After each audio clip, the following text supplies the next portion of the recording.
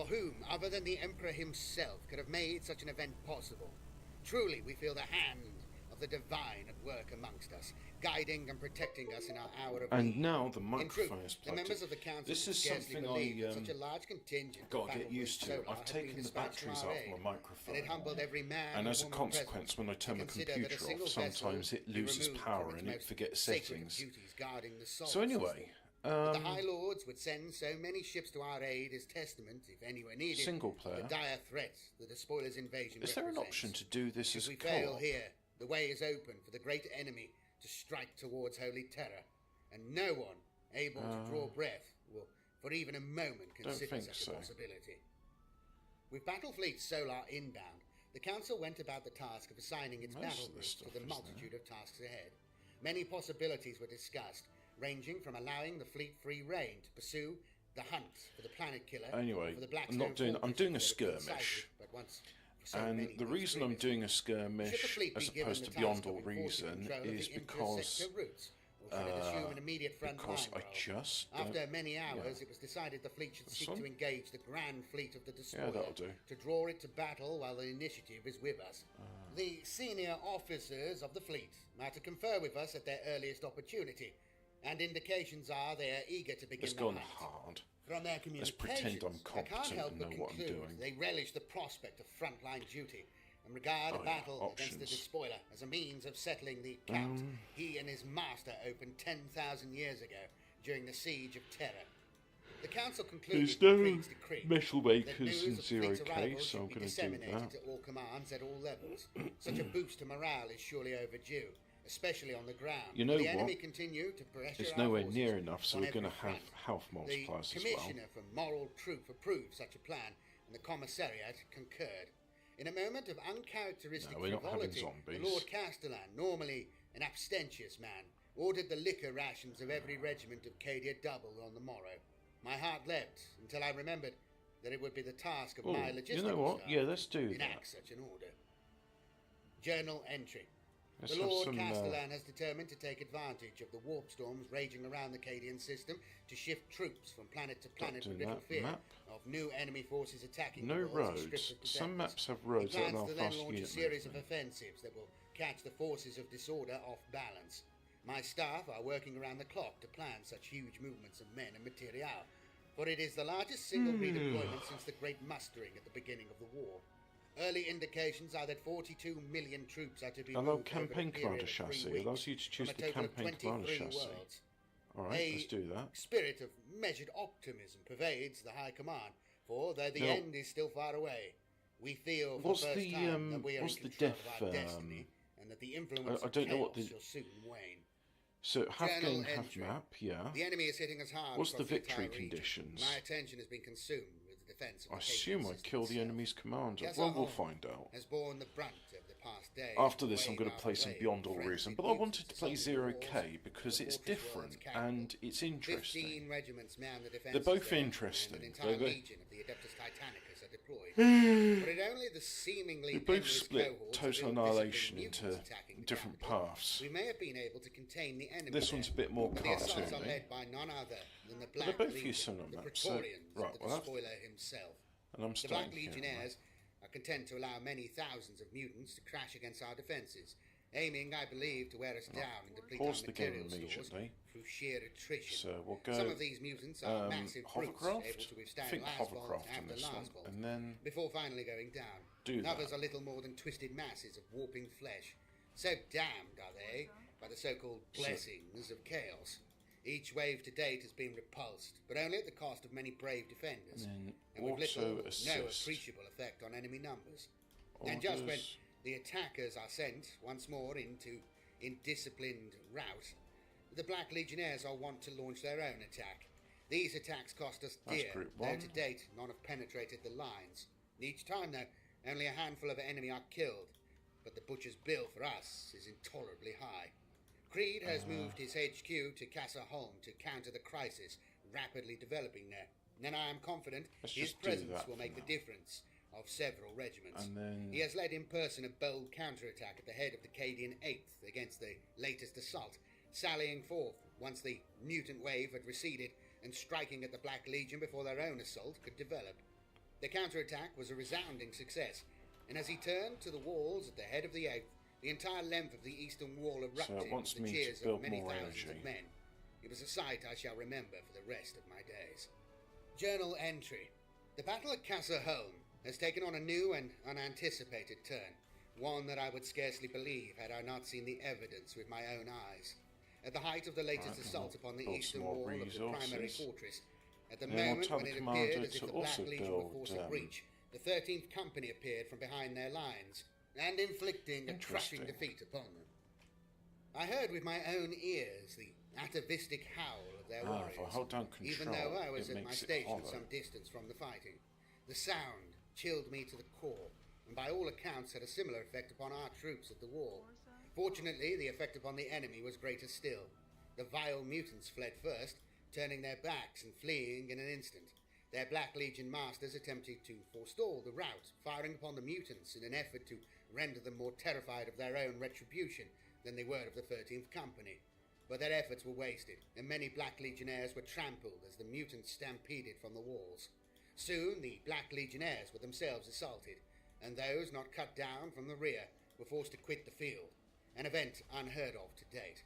The 13th Company's attack was over almost as soon as it had begun, and they withdrew.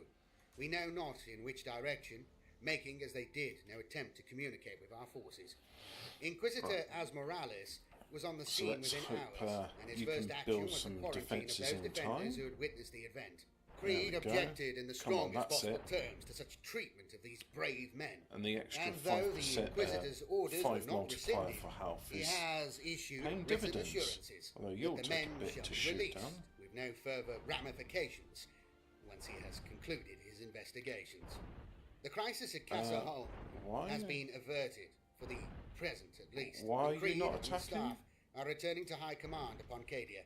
The Inquisitor has yet to complete his questioning of the defenders of the Eastern Wall, and Creed has ordered I keep an eye on the situation there. Journal entry. During our return journey from Castle Holm, we discovered the situation around Cadia had developed during our absence. A sizable fleet of Chaos vessels had broken through the naval cordon and were inbound for upper orbit around Cadia itself.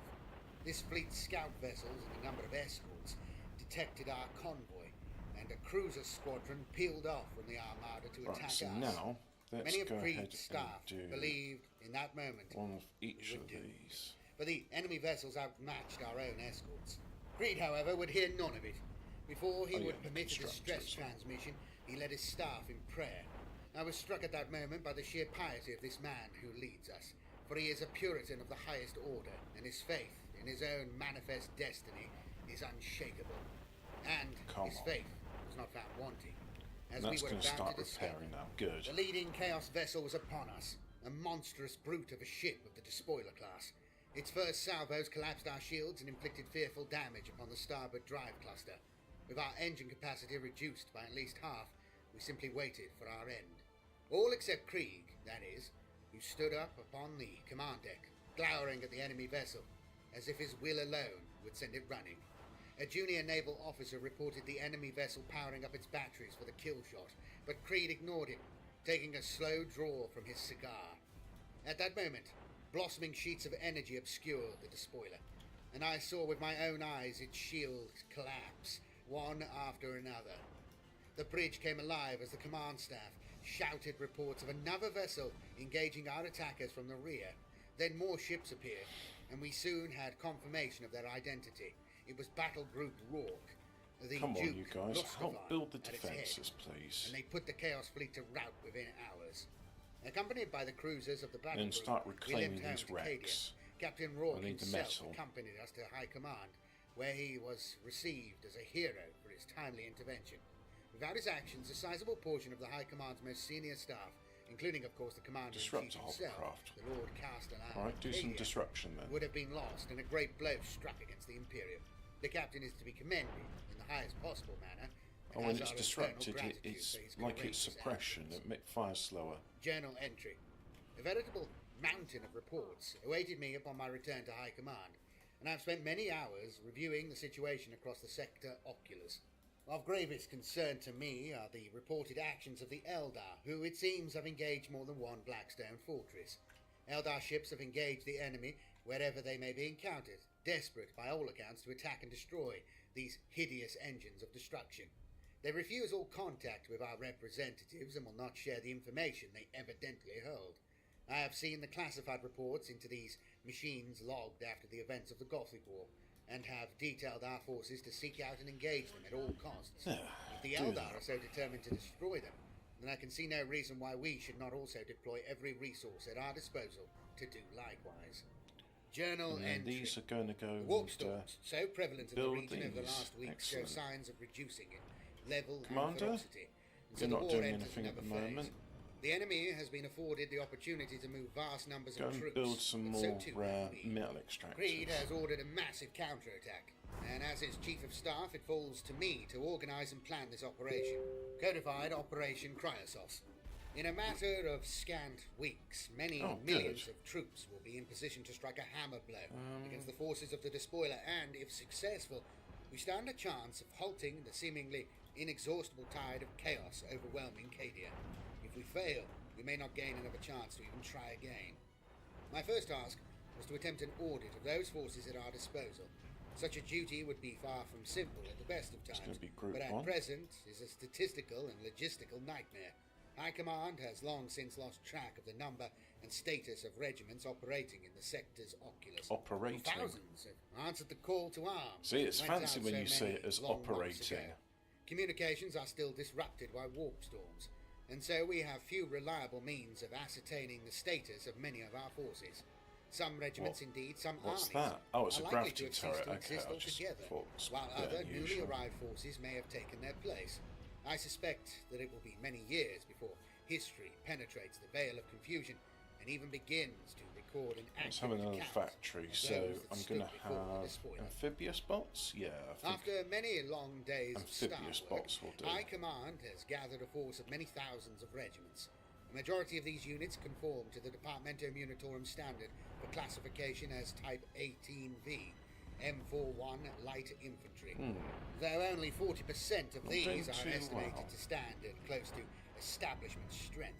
Approximately 10% of available units are heavy armour, conforming in the main to the Type 36 M41 standard, and the bulk of the remainder are mechanised infantry of the revised 454.M41 standard. In addition to these forces, we can draw upon many specialised units. No, we're not having you builders over here building on my metal these pot conform to such a patches. variety of types. That's just cheeky. They are to be considered Army Group reserves and will not be integrated into first-line formations. Each Army Group has at its disposal the full range of Munitorum support services, including engineering, technical and logistical units. In addition, High Command has 30 super heavy artillery regiments under its direct control, any of which may be called upon to provide Army Group level support. The task of mustering these vast formations was performed by my staff with commendable efficiency, and was completed to the Lord Castellan's satisfaction within 3 weeks. Considering the number of units shipped in from off-world, this is a staggering achievement, one I am quite sure will not be exceeded. Oh yeah, and it's set a retreat zone. With several million men now in position, there. Operation Chrysos is ready to begin.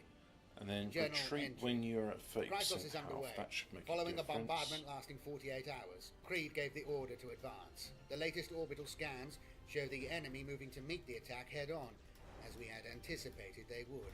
So vast is the concentration of enemy forces that they are quite Amphibious clearly slow bomb? visible Don't from think orbit so. as a vast No. stain upon the And surface not going to of bother Cadia. with the transport bridge. Journal entry. Or A week this into Operation launcher Chrysos, bot. and I've barely Either. slept. I swear Creed has not at all. The Lord Castellan divides his time between High Command and the front lines, where his presence at a stalled advance is sufficient. That's more to like it. bolster Need more of the most those. terrified troopers. We're not actively leading our forces. Creed is directing the operation from the command bunker, or leading the staff in prayer. The defenders love him, and many have come to speak of him as a saint. He will tolerate nothing of such talk, but it persists nonetheless. Journal entry. Chrysos is nearing a conclusion, and although enemy troops continue to pour into That's Cadia, it. we Use feel your we beam have of achieved light. something few will ever emulate. Not Too since bad the it great doesn't reload Commissar more Yarrick quickly, but rallied then the again, there's defenders got of to be some Armageddon sort of has one downside to man it, right? made such a mark on a war. Journal entry. Chrysos is grinding to a halt, its momentum all but exhausted. Of the 10 army groups that started the action, 3 have been amalgamated. Lord Commander Sidra's forces are reduced to a quarter of their original number, but still his tanks thunder across the moors, crushing all before them. Our casualties are astronomical, but those of the enemy must surely be worse. By our best estimates, 3 million traitors are dead, slain by the righteous fury of the armies of the Emperor. A resounding victory indeed. Journal entry. At 9:15, Creed called a halt to Operation Chrysos. We have simply run out of steam. High Command has declared the action a success, for without such a bold counterattack across Cadia, the enemy would have taken total control of those areas he occupied at the beginning of the offensive. Though in the grand scheme of the war, Operation Chrysos may prove but a brief respite to the tumultuous conflict. Much has been achieved, for which we shall ever remain proud and thankful. Journal entry. With the enemy forces still reeling from Operation Chrysos, we are now able to consolidate the achievements of that campaign with a vengeance. After many long weeks of beleaguered, stubborn resistance, the combined forces of dozens of Space Marine chapters have reinforced the defenders of the Cadian Gate. This crusade has been gathered from the most distant regions, answering the call to arms issued when the forces of the Despoiler first commenced their invasions. The Space Marine Crusade has been greeted with adulation and joy by the battered and bloody defenders. Those Space Marines who have fought at the gates since the beginning have been joined by their brethren, and now stand ready to take the fight to the enemy with the courage and conviction that only a Space Marine can display. One such chapter was the Black Templars. Upon their arrival in the region, the chapter's first action was the relief of Thracian Primaris, which had sustained heavy assaults by the forces of Chaos for some weeks. The bulk of the force consisted of brethren previously embarked upon the hunt for Gazskell Mag Uruk Thraka, the Orc warlord who had unleashed such devastation upon the imperial world of Armageddon, and their participation in the action of get it up and running. Left the pursuing crusades severely under strength. The Templars scattered the poorly led and deployed Chaos fleet in short order, everybody breaking through the blockade oh to make an my god, they really reinforced this position. Forum logistical support complex at Hive Demeter. The Brethren were welcomed as liberators by the beleaguered populace, but chose not to remain at the Hive Wall for long, moving on to drive the forces of Chaos back towards the Eye of Terror. The Ultramarines Honor Company has already distinguished itself with a bold, space-borne counter-assault against Abaddon's fleet, as the Planet Killer closed on the agri-world of Lortox, on the outskirts of the Agrippina sector. The action brought the world's planetary defense force time to evacuate a significant proportion of the population before the world was destroyed by the Despoiler's horrific weapon of planetary destruction. In the aftermath of the Lortox evacuation, the Honor Company redeployed to Cadia and the surrounding systems, launching a series of operations to hinder Abaddon's forces as they assaulted our positions. These attacks included a series of highly successful boarding actions against the lumbering space hulks being used to transport vast hordes of enemy troops to reinforce the Despoiler's siege of Cadia. In total, 3 hulks were disabled on the outskirts of the Cadian system, stranding an estimated 600,000 traitors, mutants, and cultists to freeze in the cold depths of interstellar space. A 4th hulk, codified the Herald of Grief, was destroyed as an Honor Company boarding force succeeded in activating a seismic detonator deep within its core, causing the hulk to splinter into 100 fragments and killing every one of the estimated 200,000 enemy on board. Medusa, the home world of the Iron Hands chapter, lies close to the Eye of Terror, and was subject to constant attacks from the forces of the Despoiler from the earliest phase of the Black Crusade. Given that Medusa is the only world from which the Iron Hands recruit new brethren, they were forced to defend it above all other considerations. Though at least 2 Iron Hands clan companies are known to have fought elsewhere in the defense of the region, the greater part of the chapter confined its actions to their home world, where they fought a grueling war to stem the tide of chaos filth.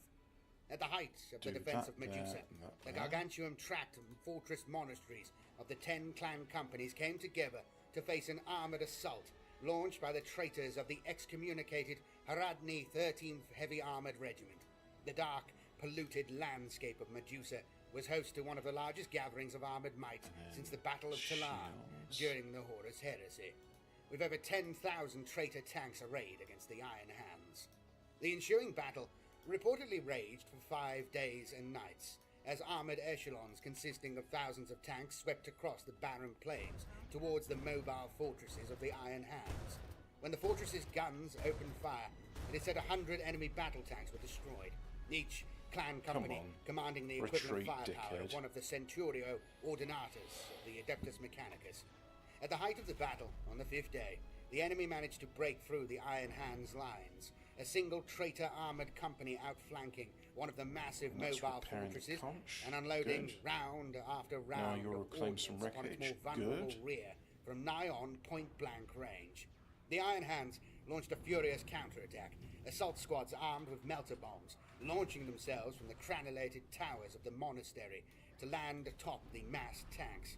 Many Iron Hands lost their lives in the counterattack, shot down by the tanks' pintle-mounted weapons as they swooped in, or ground beneath their tracks as they made near suicidal charges against them in defense of the monastery.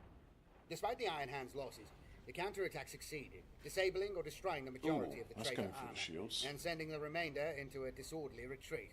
The Iron Hands then launched their own armoured assault on the traitors, mass formations of predator annihilators, running down the enemy tanks and finishing them off with deadly accurate las cannon fire. With so many Space Marines now bolstering the defence, the forces of the traitor legions have not been idle. The Chaos Rearguard joins the fray, engaging the Space Marines in every theatre of war. Those who turned upon their masters and their kin from 10 millennia past are consumed with hatred for their erstwhile brothers and have thrown themselves at the new arrivals with wanton bloodlust.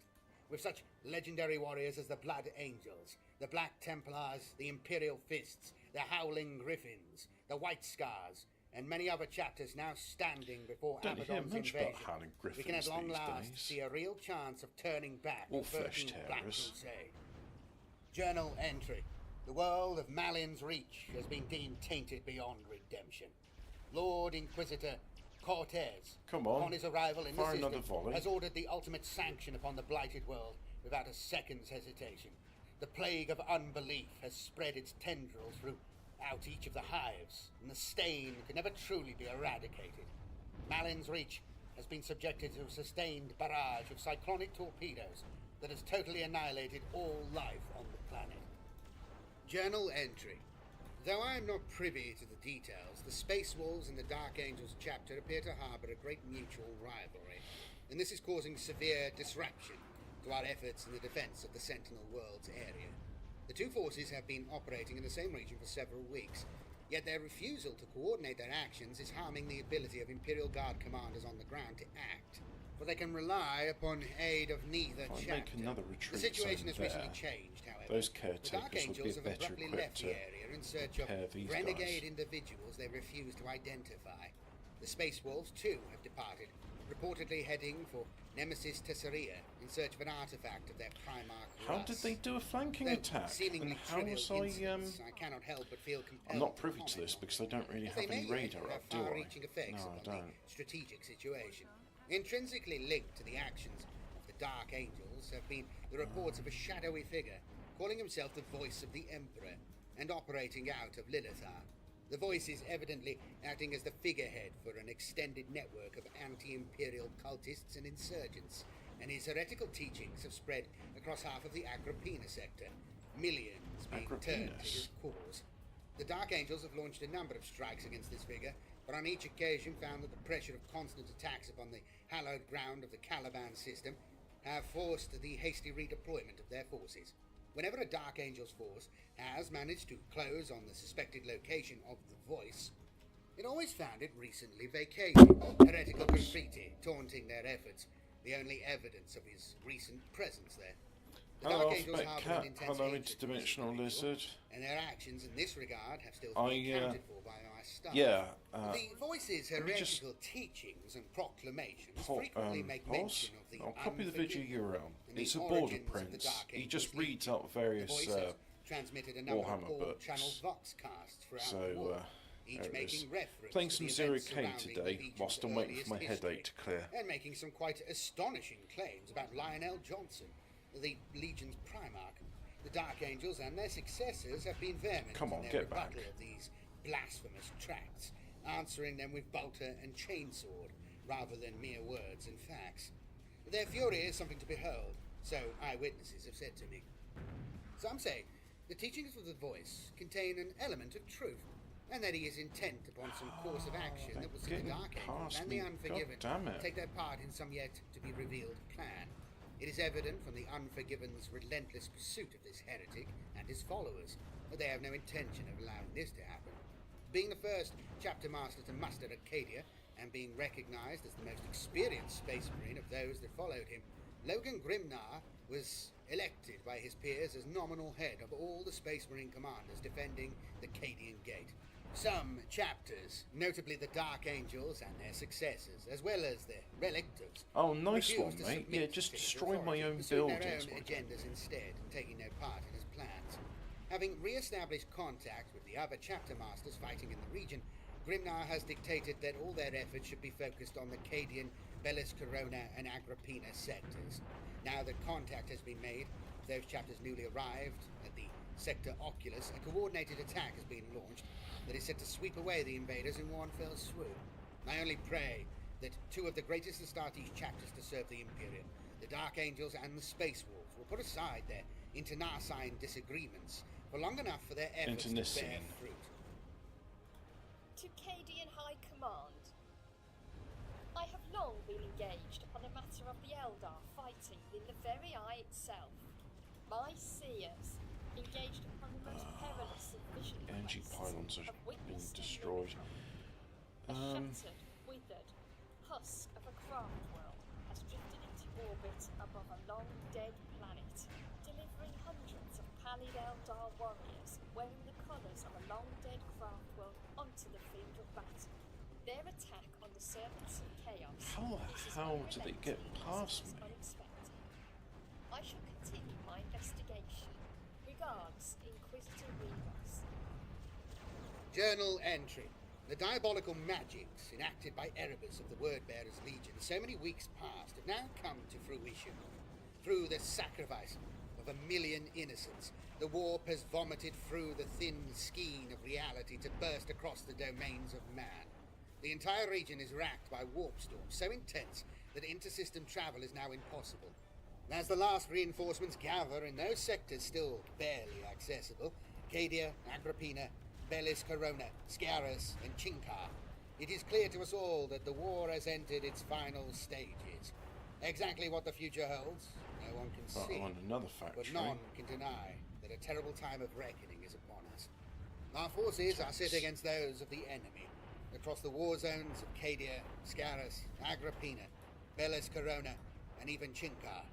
Each is intent upon nothing less than the total and utter destruction of the other.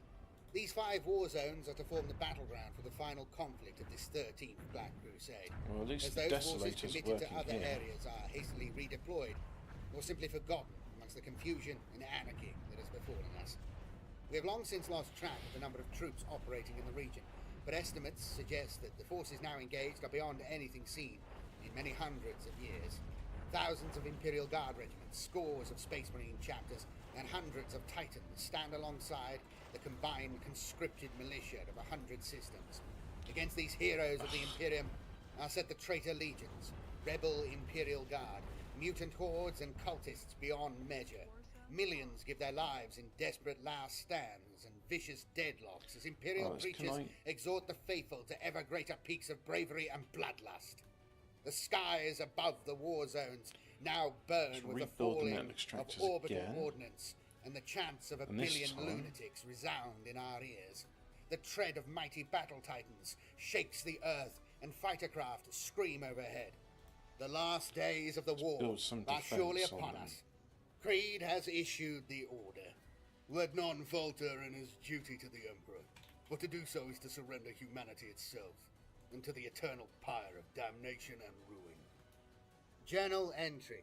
The Dark Angels and the Space Wolves appear to have set aside their ancient vendetta, long enough for Supreme Grand Master Azrael and the Great Wolf Logan Grimnar to come to a mutual, if temporary, understanding. The 2 chapters have taken to the field together, intent upon proving to the enemy that the combined forces of the Space Wolves and the Dark Angels chapter are far greater than the sum of their parts. The exact circumstances and details of this Come, you arrangement bastard. have been Oh, kept from deal all with who are these not little beneath a chapter. Many nuisances. believe it may have been the result of the mediation of an individual who arrived at High Command only days before the warp flared and cut us off from outside contact. I know not the identity of this man, though he is clearly well connected on Terra, for his clearance is as high as any within High Command. I've borne witness to the fruits of this pact, for I was present during an attack upon the walls of K RTS, Two idle when a constructors. force of enemy infiltrators broke through to our headquarters. For a brief period I was forced to take part in the fighting, the first time I've had to do so in many years. Our headquarters security detail put up a bold resistance to the mutant scum attempting to penetrate the command center, but was cut down to a man by the claws and whip-like appendages of the enemy. I gathered my staff around me and led a counterattack, but soon found we were horribly outmatched. We prepared to sell our lives dearly. At that moment, a combined force of Space Wolves and Dark Angels smashed into the rear of the mutant mob, cutting them down without mercy. I can truly say that the might of these two chapters is a terrible thing to behold, and the brothers of each seemed to enjoy a comradely banter as they fought, seeking to outdo one another in their skill at arms.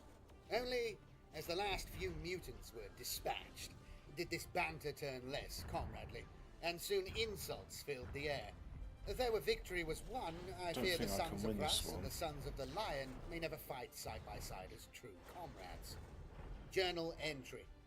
It was a fool's errand to hope the planet killer could be found before it was brought to bear upon us. Without warning, it appeared in orbit over Macaria. And though I can scarcely believe these words as I write them, the world exists no longer. It is gone. And constant attacks, constantly trying to rebuild my economy. Utter dread like has now descended upon High Command. Despite the successes of the early weeks of the invasion, many have now come to believe that this war may not be won in the short term. Where at first we fought to repulse the despoiler, to deny him footholds upon our worlds, now we fight to keep him from overwhelming us entirely. This is a grim paradigm, and one we are not ready to accept. We believe Abaddon dare not destroy Cadia, as its pylons are reckoned intrinsic to the state of the Cadian Gate. So we will stand here, no matter the cost. The Lord Castellan's address to the Officer Carter. Right, you just reclaim some wreckages. I wish to address those not enough stood by me throughout energy. these long months, for I may never see you all assembled in one place again. Indeed, none here may survive the coming days, and so I say this with pride. For all, every last one of you, have served with faith and conviction. You are all true servants of our Emperor, and it has been my honor to serve alongside you. You all know the true cost of command. You have looked into the eyes of your men as you ordered them to their deaths, and you know that the memories of those men and the sacrifices they made will live with you for the remainder of your days. But you know now the true cost of this war. You know the price of failure, but it moves against us even now, in the skies far above. You have all seen the price of failure. You all know that to fail here is to open the gate and usher in the damnation of mankind. I know that not a single man here is prepared to let that happen. Go then. Take your places alongside your men. I'm just going to give myself an advantage. Though I know it will gnaw at your soul. Know instead that your fear signifies you live yet. It's while you live, the enemies of mankind will tremble. That's a For massive even in map. death shall you serve. Die well, men of Cadia. Die well. All of Total Annihilation fit in around about 40 megabytes. So this is 3 times the size of that. All those maps, all those campaigns and units and the program itself. We have been engaged upon a mobile defense, Creed marshalling our regiments to meet each enemy salient and cut it off before an unstoppable assault develops. But such are the numbers of the enemy that the strategy is proving increasingly untenable. Hordes of mutants, traitors and cultists smother the Moors from horizon to horizon. I do a We are gunship forced onto the fracture in this defensive, one. and we've begun to fall back to K RTS. I have seen more combat in these last days than I have throughout my entire career.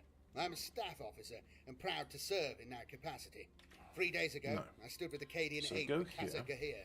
As I looked out from the ramparts, I saw an entire traitor Titanicus legion marching in line across the horizon, framed against the blazing sky as millions of tons of ordnance fell from orbit. I saw a horde of mutant things swarm under the Titan's feet, sacrificing themselves to the twisted god machines. I saw living artillery that stalked the battlefield, spewing shells the size of tanks. I heard the chanting of a million madmen, and I almost wept for the fate of Cadia. And then I turned from the wall to see the men of the 8th arrayed in companies across Kazagahir's parade ground. I saw pride and courage and honour writ large upon the face of each and every trooper. Not for nothing are they called the Lord Castellan's own. Creed addressed the men. He would fight a rearguard back to Casa Partox. I looked upon the men's faces as he made his address, for I knew he was consigning many of them to their deaths. He knew it. They knew it. They were proud to know it. That night the enemy launched their assault. It was presaged by a terrible, chilling wailing that bit deep into each man's sanity, but none wavered. Then a thunderous artillery barrage rained death and destruction upon the walls, but still the 8th would not falter. Then on came the first waves, and the 8th opened fire upon them. A blazing wall of las fire sprang across the rapidly closing gap before the walls, and the enemy fell by the thousands. I exhausted my las gun's charge in what seemed mere moments, and was reaching for a second when Kell bellowed Creed's orders for every second company to stand down from the walls. The rear guard would assemble, and the retreat begins. I resumed my position at the ramparts and reloaded my weapon. I felt a hand upon my shoulder and turned, finding myself looking into the face of Creed's colour sergeant, Jaron Kell. With a curt motion, he indicated the waiting command chimera, and I turned to see Creed pause as he strode up its ramp. His eyes met mine for an instant. He nodded and then motioned me aboard. The last I saw of Kazagahir was the sight of its central keep aflame as we sped across the moors. Some 10 companies had held to the last to allow the remainder of the 8th to fall back. These brave 3,000 were to abandon their positions at the last possible moment. But something went wrong. They were encircled, cut and off, already, and fight as they might, they've sent some units in. A day later we learned of the fate of the men captured at Kazagahir. But they're scouts, so they were ritually disemboweled before our positions on the Vickless line. I should be okay. And word soon got out. The effect upon morale has been utterly devastating, and it is all the commissars can do to contain the air of defeat that has settled over many units. After the retreat from Kazagahir, Creed was forced to issue a harsh missive to his commanders. His words to the colonel of the Thracian 34th, in response to a request that his regiment be rotated out of the front line, were relayed to all commanders of Cadia, for they applied to every man upon the planet. Let me make one thing clear, gentlemen. We are now in the fight of our lives. The arch-enemy has come to our home, with greater force and fury than ever before. All that stands between him and victory is us. Us, gentlemen. It is we who must stand before the enemy and turn him back. Why? Because we're here, and there's no one else to do it for us. So if any man here believes he cannot do his duty to the Emperor, then he should present himself before the regimental commissars and stop wasting my time. The Emperor protects us, but fate has heaped yet more woes upon our heads. We have received word from Captain Ramir of the RAF of Helene that a Blackstone fortress has been identified in amongst the debris field of St. Josemine's Fair. Area shields? Yeah. It is too late for evacuation. We must await our destiny and die like men of the Emperor. Journal entry. Events are now moving with such pace that I can barely record them. Within hours of receiving the news of the Blackstone approaching, the leader of the Xenos Eldar of the Ulthway craft world contacted us, the Farseer Eldrad Ulthren. He stated he had a plan. Creed agreed to meet him upon the plains before Kaza Partox. As Creed's chief of staff, I accompanied him to this council. With us came a cabal of psychers, scant defense against the witcheries of these aliens, but the best we had against any such duplicity. The Xenos appeared from some form of arcane portal. I witnessed for the first time that alien yet disturbingly familiar form. My head once you're done ached there, with the pressure of witchery. But I focused on the message this Eldrad Ulthran bore us. He told us that he would destroy this talisman of Vol, as he put it, meaning the Blackstone Fortress. But to do so, he would require the aid of every vessel we had in the Cadian system. By the way he put it, we would require the sacrifice of every vessel we had. But we had no choice but to accede. Creed shook hands with the Farseer, who then disappeared in the manner he had arrived. We returned to the command bunker. The time for planning was over. We would stand and perhaps live. fail, they most assuredly die. It galled every last member of the Command Council to trust the lives of so many to the actions of a race so duplicitous as the Eldar. But as the Farseer had said upon his parting with Creed, none of us has a choice anymore. Journal entry. I write this as I stand upon the ramparts of Casa Partox and look out across mile upon bloody mile of hell. My work as a staff officer is all but done. And but one man, and one not rifle, enough power for the great gun. Our fate now is held in the hands of others. The fleet has gathered for their final stand. Oh, it's determined because to there's gain no engine time for the parts, Eldar that's to why. board the Blackstone Fortress and disable it from within. If they succeed, we live to fight another, perhaps only one more day. Should they fail, No, not this enough world power. and all who stand upon it shall be scoured by the very power of the war unleashed upon its surface, by the Blackstone Fortress moving into orbit above us even now. This was the Despoiler's plan all along. It has all led to this moment. If I could recount the name of every man who stands before the gates of Casa Partox, Tanks. such a list would be equal in number to the names of the martyrs inscribed upon the Golden Gate. Merely And I'm listing having the names of airplanes their and gunships regiments in would this take one. many days. Within the fortress stands 23 Cadian regiments, the men of each determined to uphold the honour of their world, and ensure their names a place in the long and proud history of that world. Beyond the walls stand a further 200 and more Cadian regiments, their banners standing proud and a prayer upon every lip. Alongside regiments of Cadia stand a host of units from worlds near and far. Each has answered the call to arms. Each has sacrificed all to be here, now. Canovians, Gudronites, Mordant, Thracians, Jorians, and 1,000 more. Many are from worlds I've never before heard of, and may never hear of again, but each has earned their place in the annals of the glorious histories of the Imperial Guard, earned it through blood and sweat and sacrifice. And our sides, too, are to be found the brethren of the Adeptus Need Astartes, more construction Space because Wolves, I'm doing Dark all right for that. Angels, I Ultramarines, need to Doom Eagles, and up many my more production. I cannot name. To have such warriors as these on our side is an honour in itself. To know they are prepared to die here now with us is tribute low indeed on to the task at stuff. hand. Many more servants of the God Emperor of mankind are here too. Sisters of the Adeptus Sororitas, the mighty Grey Knights, scores of Inquisitors and their personal armies, the siege dreadnoughts of the Ordo Reductor, the mighty God Machines of the Adeptus Titanicus and their Skitari servants.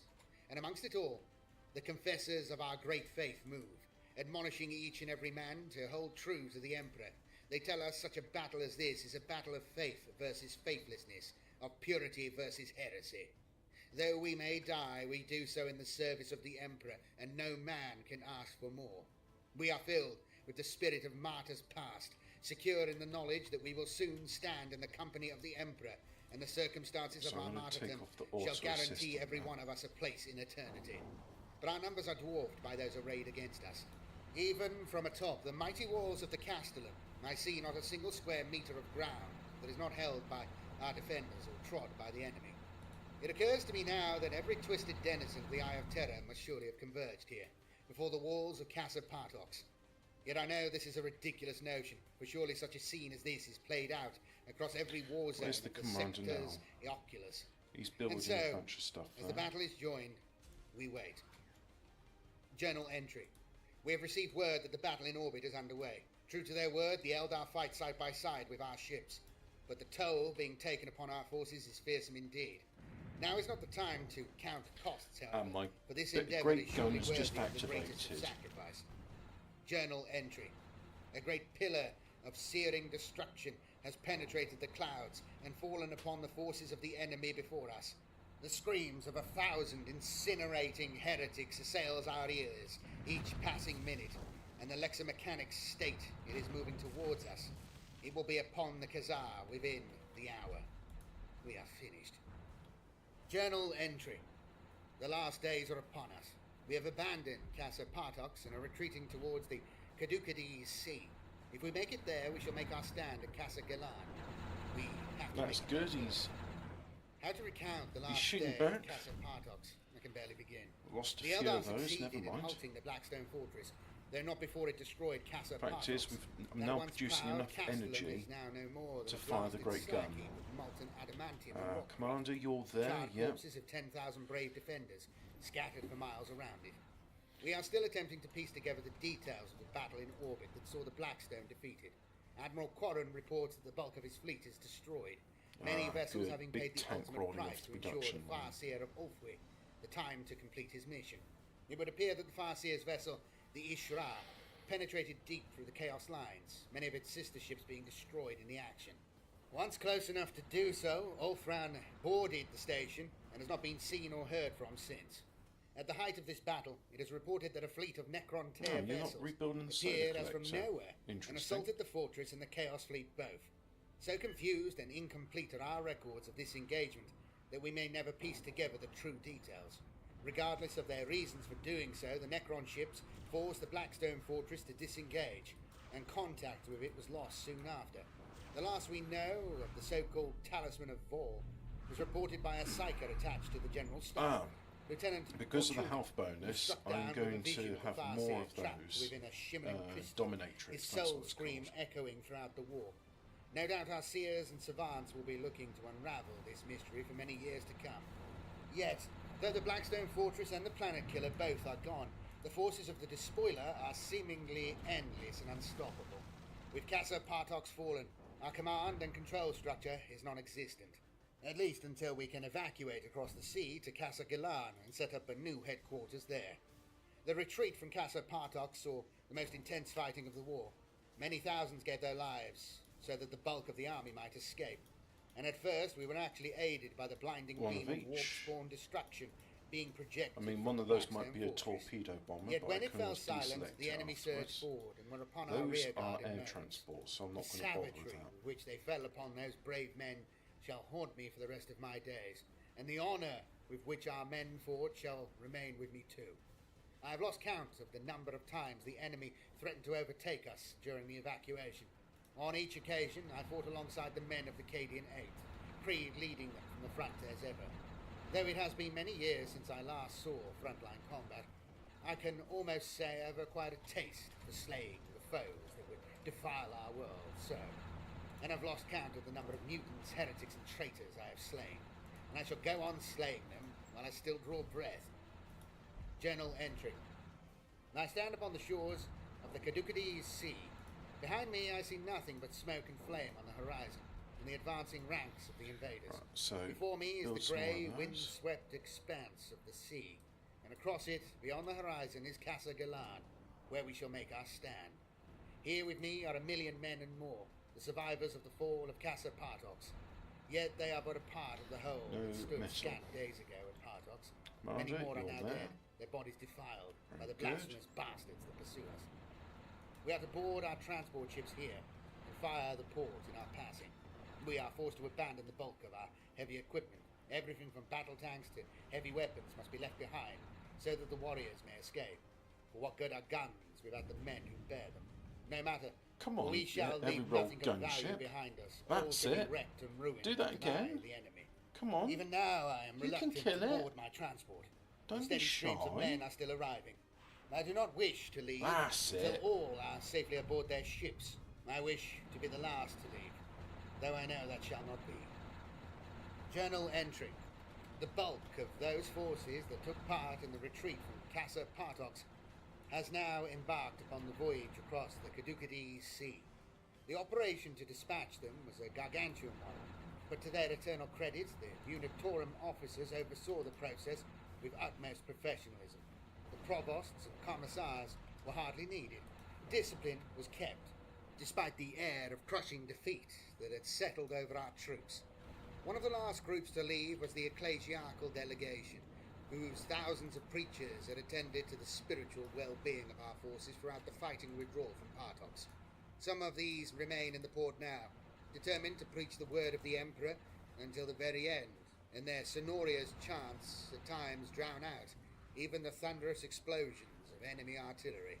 A company of Space Marines remain here at our side, the Subjugators, whose numbers are so reduced as to threaten the very survival of their chapter, have chosen to make their stand here.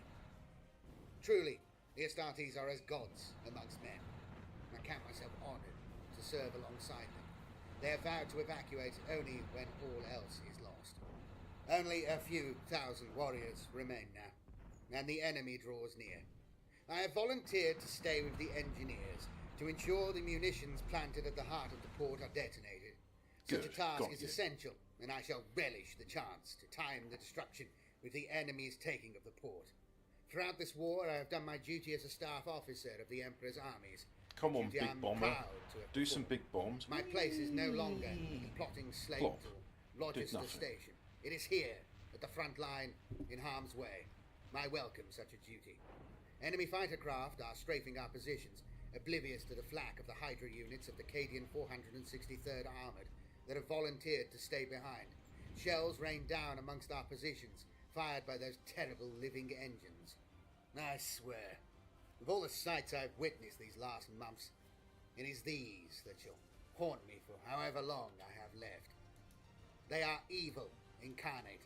They are a blasphemy against all that we hold dear, for all that we fight for. The enemy's troops will soon be upon us. I can hear their chanting. The sound of it pounds within my skull. So I raise praises to the Emperor and drown them out. I see their icons and banners from here.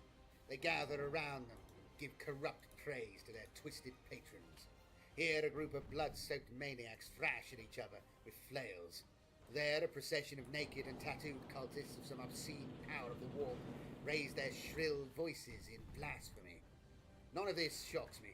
It serves merely to redouble my faith in the Emperor, for the despoiler would see all of humanity debased thus. I will be no part of such degradation. I shall die to see it crushed utterly. I have fixed my bayonet, and I will keep recording as long as I am able. It cannot be long now. Journal entry. The enemy is upon us. The headquarters security platoon is under heavy pressure from an assault developing from the southeastern quarter. The flak tanks of the 463rd are now engaging ground targets, and the sound of their cannon is as ripping silk amplified 1,000-fold. Hundreds of mutants and cultists are cut down as crops by a scythe, yet still more pile forward. The crews will not abandon their vehicles, for they are surrounded already. I must wait until the Chaos Filth are within the central storage yards before ordering the detonation. My finger hovers at the Vox unit, but I shall stay my order until the moment is upon us, and not a second before. That's Journal it. entry. That's We it. are Keep surrounded. harassing him. The security fragment missing is overrun.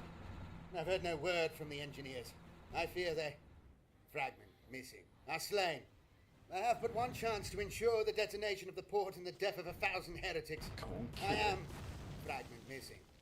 To set off the charges from here. May the Emperor guide. Fragment missing. Hand. And there we have it. The 13th Black Crusade. Slightly different lots to of how it anti- turned yeah. out in the Gathering Storm series. For instance, the whole thing with the Eldred and the Eldar. Oh, you're going to survive that? No, you're not. Although it is mentioned that they did assist in the Come on. in the Gathering Storm thing in the Fall of Cain. Get away. So I think they've tried That's to have it. both ways, There we but, go. maybe it did exist, but the whole thing with the Gellerfield sort of projection thing around Cadia, the shield, the world shield, that isn't. That is they changed the role of Trazan, or whatever it is you say his name. The Necron dude, the trickster, the collector, and they introduced core and stuff into the mix and everything. So it's like there's a few things that don't quite. You're not mesh, building but metal this is the extra? I original don't vision for it. understand. Just reading this. I mean, right, the Fall of Cadia one isn't too bad, right? That's all right. But that series goes off the rails. By the third one, it's just ridiculous. I mean, some of the parts of it, Gilliman getting captured, what's all that about? But this is like grounded. It's harsh. It's very grim dark. It's full of. You get an idea of the faith, sense of duty of the soldiers there in a much more. There may well be deeper way, stealth I think, bombers. than I stuff haven't that, figured really that out shines yet. through in this. And it's written by some of Alphabet the Cat. greats, Andy James. Sorry, I just Andy Hoare, bit preoccupied Phil at the Kelly and moment. Raymond Neal. So these are the writers. But I thought I'd play this because I like the strategic weapons in this.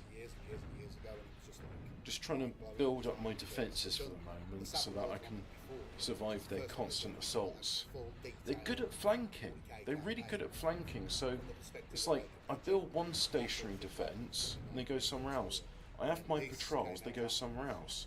That's why I'm using gunships, because these gunships, you know, They're a lot faster than any other thing, and that means I can be anywhere on the battlefield quite quickly. First time I did a big thing, and I've been thinking about it for a while, and I just built up to it doing smaller things, and it was really successful, and everybody seemed to like it. So come on, capture him. And I imagine that's where a lot of you guys came, found my channel. So thanks again, big milestone. There we go. I never thought I'd actually get a Pull back. video. It's bloody shocking, to be honest. Yeah, this is just to thank you guys. I really love this. I think it's fantastic. Again, there's a few, like towards the end, obviously, like I said, with the Blackstone. Commander, what are you doing? There's a few things that are different. Good. There's a wreckage I think overall, to we take reclaim. this as a given that this is the lore, and it's great lore, and the detail of it, and the writing of it, and the feelings it evokes, the imagery it evokes, fantastic.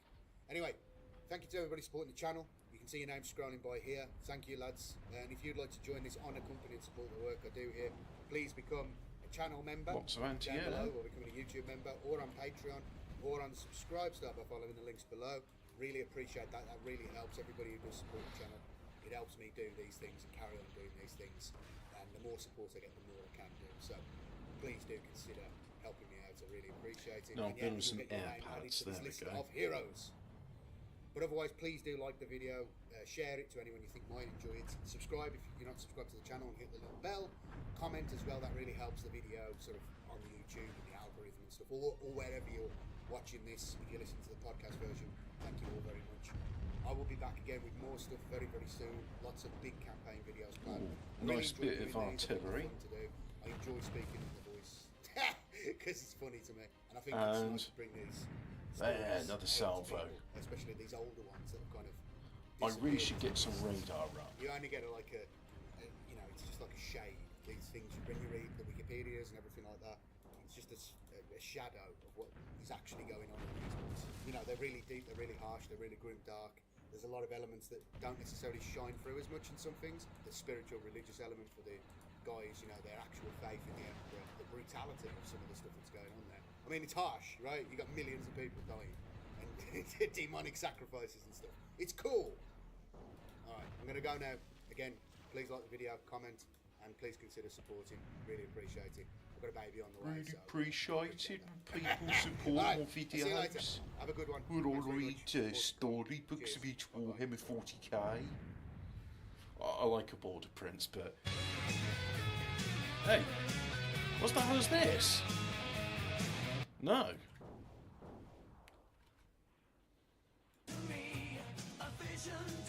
Oh, it's one of those AI songs.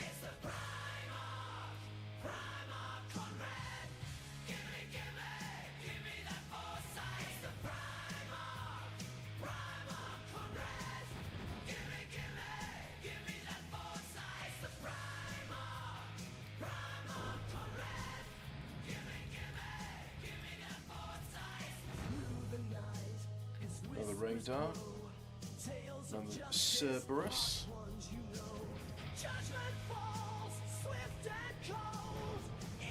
Where's the commander off to now?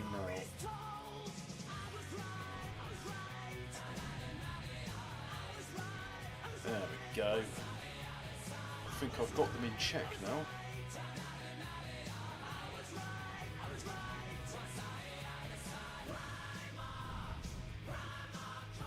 Oh, but they're amassing at my southern border.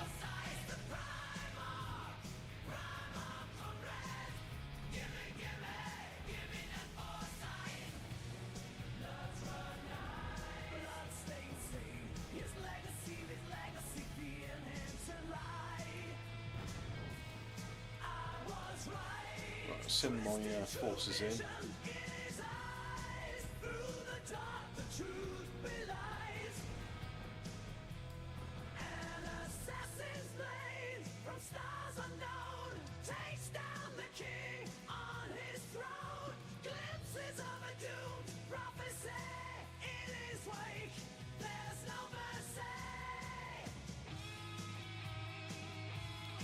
And there's EMP turrets. Yeah, let's have some EMP turrets.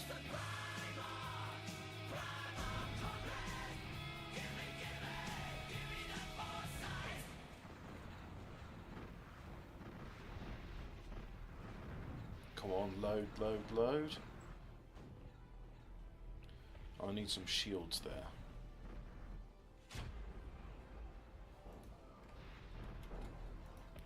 we're on to the next story.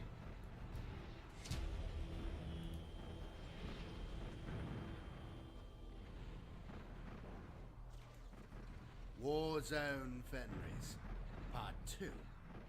The Wrath of Magnus.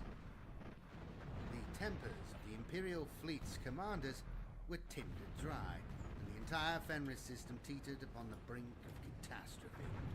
Massive ships hung threateningly metal in the extractors. void, waiting to fall upon those worlds And that harbored demons and mutants. And where the taint of chaos is found in great measure, the Grey Knights are never far behind. The bridge of the Dark Angel's space-bound fortress monastery was colossal in scale. Its vaulted interior could have housed a dozen space-capable vessels. Buttressed walls were lined with statuary, below which shimmered complex hololithic data spectres that underlit the faces of stone saints with an eerie green glow. Upon a grand dais at the bridge's front, arguments raged and terse orders were bitten out. A sense of destiny hung heavy in the air. Here the fate of the Fenris system and of the Space Wolves chapter itself would be decided forever. Above it all was Supreme Grand Master Azrael, Master of the Dark Angels. No other living Space Marine had such a deep understanding of that chapter's twilight existence. Come on, retreat, you're damaged. Shadows of history, that's it. And some would say, stained. Oh, you're going to survive? Heresy. Completely loyal. I think you are. Azrael had at his side the interrogator chaplain Asmodai, as stern and obsessive as any who had walked the sacred corridors of the Rock, or Caliban before it. Asmodai was an expert in the art of rooting out traces of chaos infection from those heretics hidden within the Imperium. But such was the nature and skill of Zench's agent upon the Rock's bridge, that even he had not divined the architect of their woes. The Space Wolves were judged in their absence. Under Azrael's orders, none of the Imperial Fleet's officers were accepting the Wolf Lord's foxtails, nor opening their astropathic mind choirs to missives from Fenris. The forceful personalities of the Adeptus Astartes clashed, every heated exchange threatening to ignite an internecine war that would have grave implications for the wider Imperium. The fires of strife were fanned at every turn, for amongst the warriors of the Imperium was a force of disharmony embodied, the trickster of Zench. The demonic entity that had infiltrated the bridge crew, known in the sagas of the Space Wolves as the Changeling, was in its element. It had sown confusion and angst throughout Chapter Serf and Space Marine alike, posing as sorry if I keep flicking back and forth. I'm trying to keep my eyes on multiple bits of the battlefield at the same time. To open fire on the fleet belonging to the Grey Knights. This news, coming so soon after the picked thief footage of Dark Angel scouts being slain by the Wolven, sealed the guilt of the sons of Russ in the minds of their prosecutors. The chapter was irrevocably tainted. One of the system's worlds, Midgardia, had already fallen to demonic invasion. Azrael concluded there was no recourse but to scour it clean with the killing fires of exterminatus, even though there were still space wolves upon its surface. The declaration was met with awed silence, but with Logan Grimnar missing, presumed dead, there were few with influence enough to gainsay him. Into these fires of recrimination plunged Brother Captain Stern, en route to the Rock's orbit above the Fang. The Brother Captain had made common cause with Ragnar Blackmane. The two had fought hard to cleanse the Ramillies-class star fort Mjolnir of demonic taint. In an urgent remote conclave with Azrael, they secured permission to come aboard the great spaceborne fortress of the Dark Angels. Pylons. So it was that a Wolf Lord strode upon the flagstones of the Rock's inner sanctums for the first time in living memory. Oh, you're trying Lord to capture my Blackmane minds. was an inquisitor, by the name of do that. Ernest de Mornay, Very interesting. an elderly but mentally formidable member of the Ordo Hereticus. De Mornay had crossed paths with the Dark Angels before, and had his suspicions that the shadow of chaos was cast long across a great many of the Adeptus Astartes, the first legion amongst them. Though many of the Dark Angels What's the were on the commander up bridge, to? the Shoot You're Me gonna Inquisitor go was there present and to build monitor that. and pass judgment upon the Space Wolves. In truth, de Mornay's vigilance fell not upon the sons of Brass, but those of Lionel Johnson. To their horror, Stern and the other warrior heroes that had approached the rock to consult with Azrael in person found they were too late. The bombardment cannons of the Imperial fleet had already opened fire upon the planets under their gun sights. Midgardia had been subjected to such a brutal and extensive firestorm, its surface was little more than a worldwide conflagration. Morkai's keep upon Frostheim had been blasted to rubble by a lance strike levelled by the calculating Iron Hands chapter. The Fenris system was besieged by both foes and allies, and the planets and moons where the demonic incursions were most apparent were already suffering grievous wounds under the Crusade fleet's onslaught. The war that Stern and Ragnar had come to stop was already in progress. Trusted brothers at one another's throats. Come on, slowly But not mounting the the Dark Angels, mountain. obviously. Everywhere, confusion reigned, inflamed by the wrath of the Crusader. Oh, Alphabet Defiance Cat. of That the was an Emperors. On AI-generated the song vast about hall Conrad displays Kurz, before and the bridge, the he was dispositions the of Primarch of the Imperial Night fleet and Lords. the defensive citadels of the Space Wolves flickered and came into focus. The fate of the two rival chapters hung in the balance. The ships of their fellow Adeptus Astartes, all but silent, as a suffocating miasma of doubt and despair, threatened to erase millennia of hard-won brotherhood. Upon the bridge, the parley between traveller and commander was swift and intense. When the echoes of harsh-tongued speeches had faded from the rock's bridge, it was Stern who spoke alone. As a brother captain of the legendary Grey Knights, That's it, can't reclaim his all words that carried wreckage. gravitas indeed. Ooh, Surprising considering their That's a big force. that few know about, even Astartes chapters. He spoke of chaos and those who would spread it.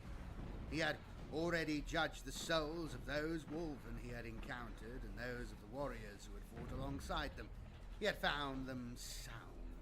However, there was one upon the bridge of the rock who did not belong, who was more than a hidden agent of corruption. He was anarchy incarnate. Stern pointed an accusatory finger at Vox Seneschal Mendaxis and named him for the demon he truly was. A piercing screech filled the incense-scented air. Brother Captain Stern cast an outstretched hand towards so this is Group 2. It's now going to be Group 5. Because new shouting Group a 2 phrase of power are that made aircraft. the ears of all who heard it ring. The resinous smoke that hung around the bridge parted, giving shape to the psychic attack as it hurtled towards its intended Group 2, target. yeah. The Vox officer screamed in defiance and slid away with a serpentine spasm, but interrogator Chaplain Asmodai was waiting close by. He bellowed his most potent litanies of hate with such force the demon recoiled, as if physically struck. The false officer's flesh ripped open to reveal a shifting morass of pink-blue hide. Trapped between Stern's psychic aggression and Asmodai's fierce faith in the Emperor, the imposter illusion came apart like cobwebs in a gale, and the demon beneath was revealed. Laughing eerily, the architect of disaster that had been hiding amongst the Adeptus Astartes began to swell and grow. Long blue robes billowed, a vortex of warp energy whipping around the creature as it raised four spindly arms from within its voluminous shroud. Its face remained hidden by a deep hood. Many who witnessed its transformation considered this a mercy, for the presence of a demon was a hideous blight on the sanity, and often a death sentence, even for those who survive it. The great vault of the bridge echoed loud as storm bolt of fire crashed and boomed. Each bolt was transmuted to a harmless substance before it struck, turning to sand, to wine, to flitting butterflies with fractal wings. At him! Shouted Supreme Grandmaster Azrael, his voice straining with tension. The demon must be slain! EMP What turrets. spawn, I know it! Spat Ragnar nearby, revving his meters-long chainsword Frostfang as he loped towards the pink-skinned demon, spilling from a wound-like breach. These ones fight dirty, but they die all the same. He rolled shoulder first. I like how his Viking accent is the same as his Mongol accent. The tip of Frostfang chewing through the throat of a demon herald, even as it sought to summon more of its kin. Ragnar soon lost to sight, demons crowding around him. Azrael knew the creatures went to their deaths. A humorless smile tugged at Azrael's lips as he raised his gun and racked the slide.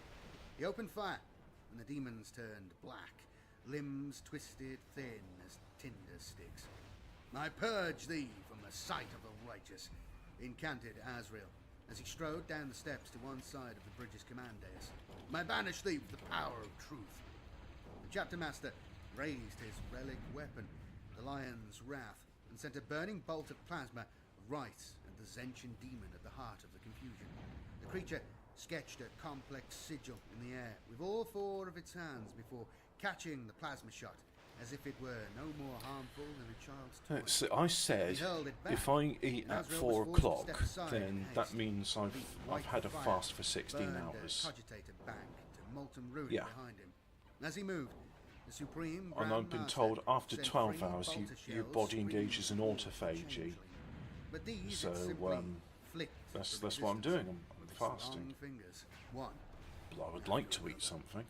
To his right, Azrael saw Brother Captain Stern run hard at the changeling, great swords swinging. Two cackling pink horrors interposed themselves to save their master, but were swiftly bisected by the Grey Knight's blade.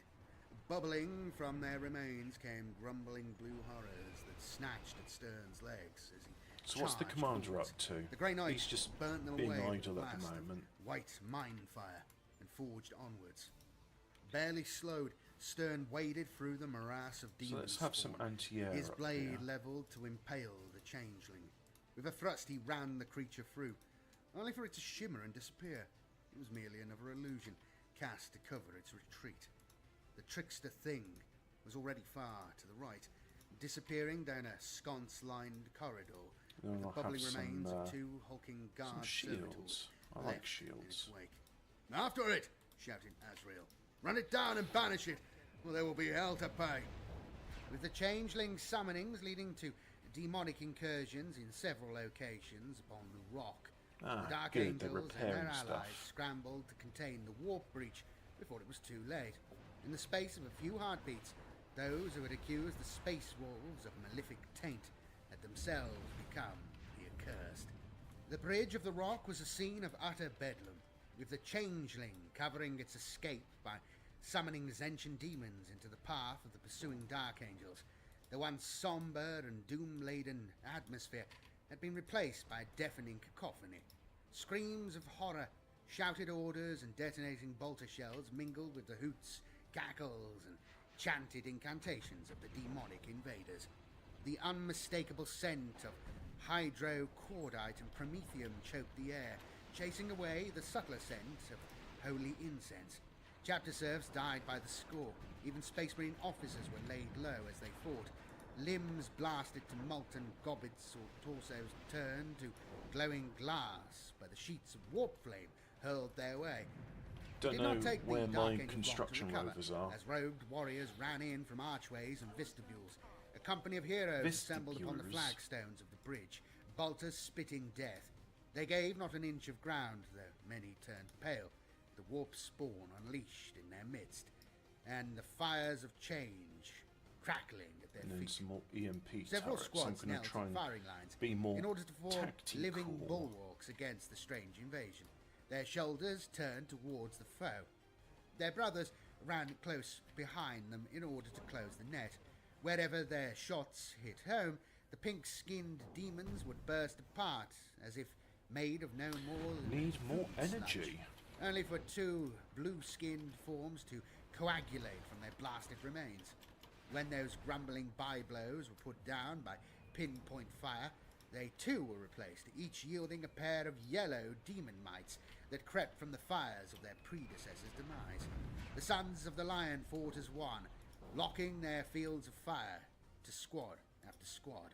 Wherever the largest and most decorated demons incanted their strange spells, the Deathwing struck. Grandmaster Belial's honor guard charged into the fight as a force of nature, obliterating their enemies with powered fists, claws, and hammers, and blasting apart the stragglers with punishing stormbolter fire.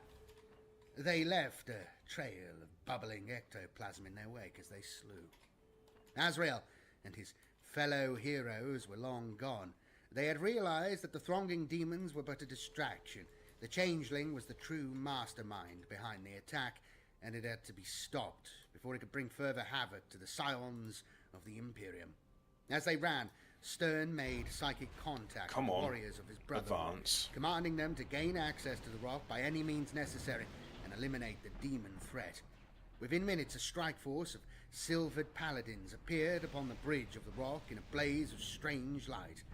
By summoning and stepping through this psychic portal, they burned out many of the carefully etched wards that prevented etheric travel to and from the rock's bridge, much as the fallen Primarch Magnus once blew out the sorcerous defences of the Empress Palace in his urgent need to tell the master of mankind of Horus's treachery.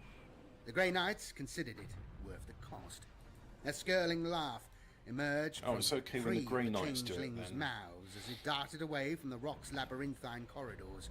So many of its plans had reached their apex, each bearing the delicious fruit of irony, confusion, and best of all, treachery in the name of justice. It was being hunted by some of the Imperium's most self-righteous warriors, each of whom was an expert in the field of destroying the works of chaos.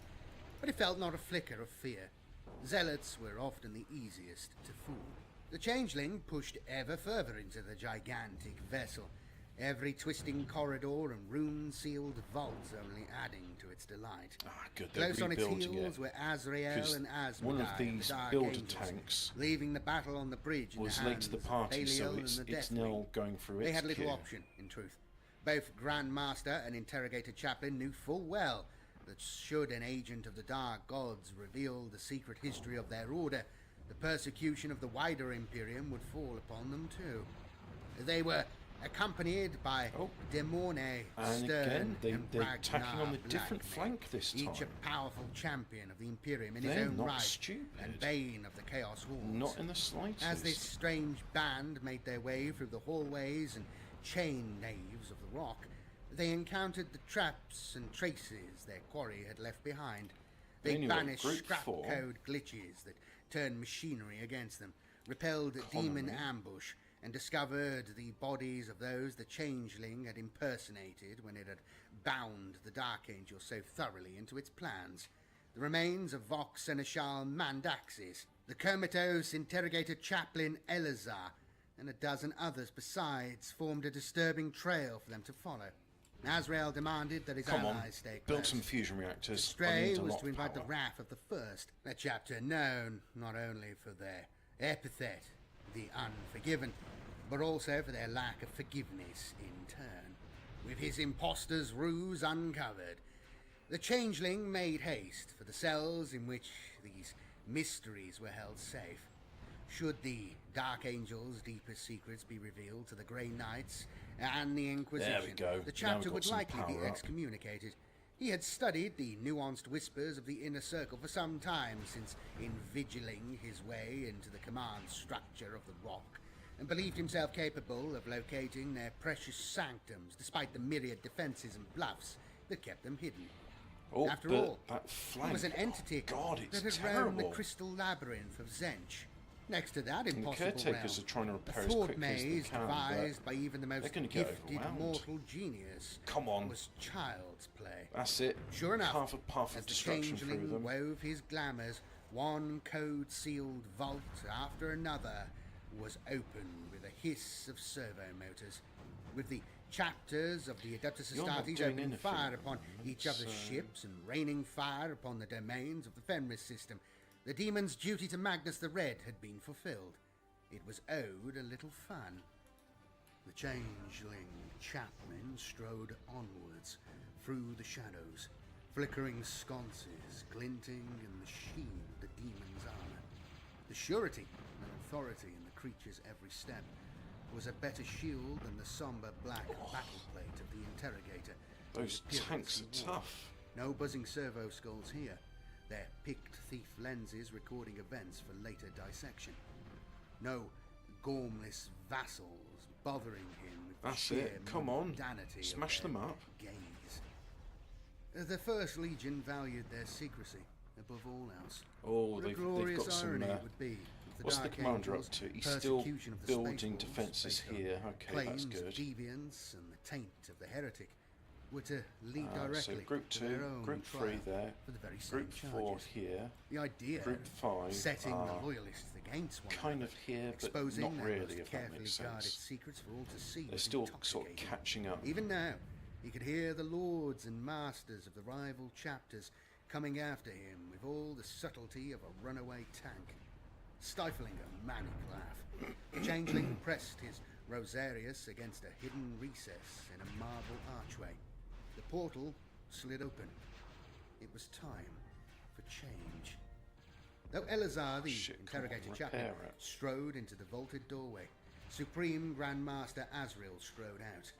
The tall, grim figure sketched the symbol of the first circle in the air, and the sentry guns beyond the doorway powered down.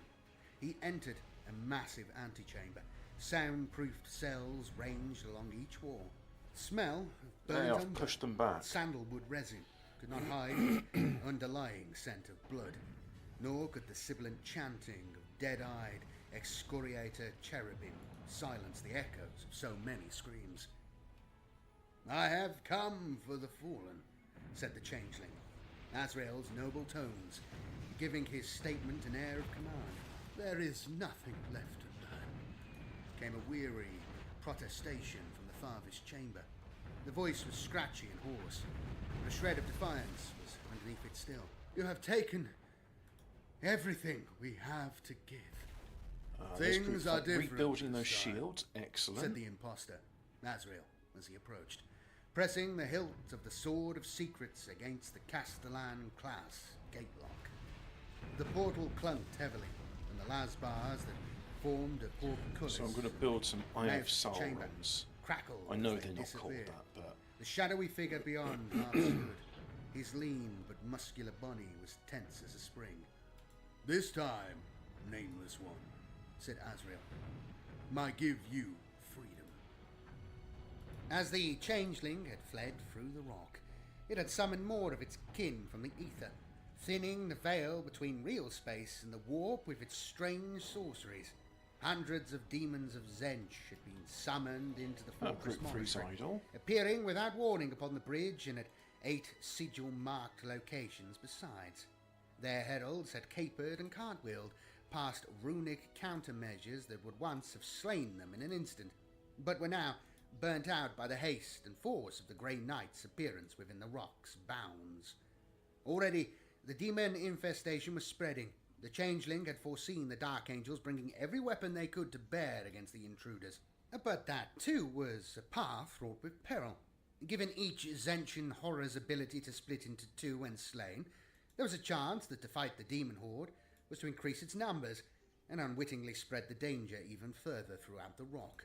Grandmaster Balial, assuming the defence of the fortress monastery's main decks, whilst his superiors ran Some for its gravity hidden turrets. I heart, mean, I don't know if set they're into any good, motion a but strategy of build defence some he had more long up. since perfected.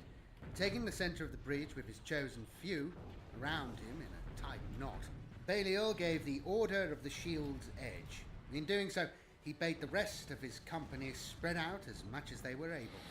His Deathwing split up and fought hard to the very perimeter of the bridge, fighting not as squads but as individual warriors. Power fists crushed, lightning claws slashed, and thunder hammers pulverized. As the corpse of each sentient demon here? bubbled and began Yeah. to yield 2 more. Heavy flamers roared Just advancing sanctified forward. promethium fires, and the threat was burned away. Where a battle brother fell, the others would compensate, fighting on until they reached the edge of the vast chamber before turning around. Certain that no demon was behind them, the Deathwing fought to close their circle once more. It was then the slaughter began in earnest.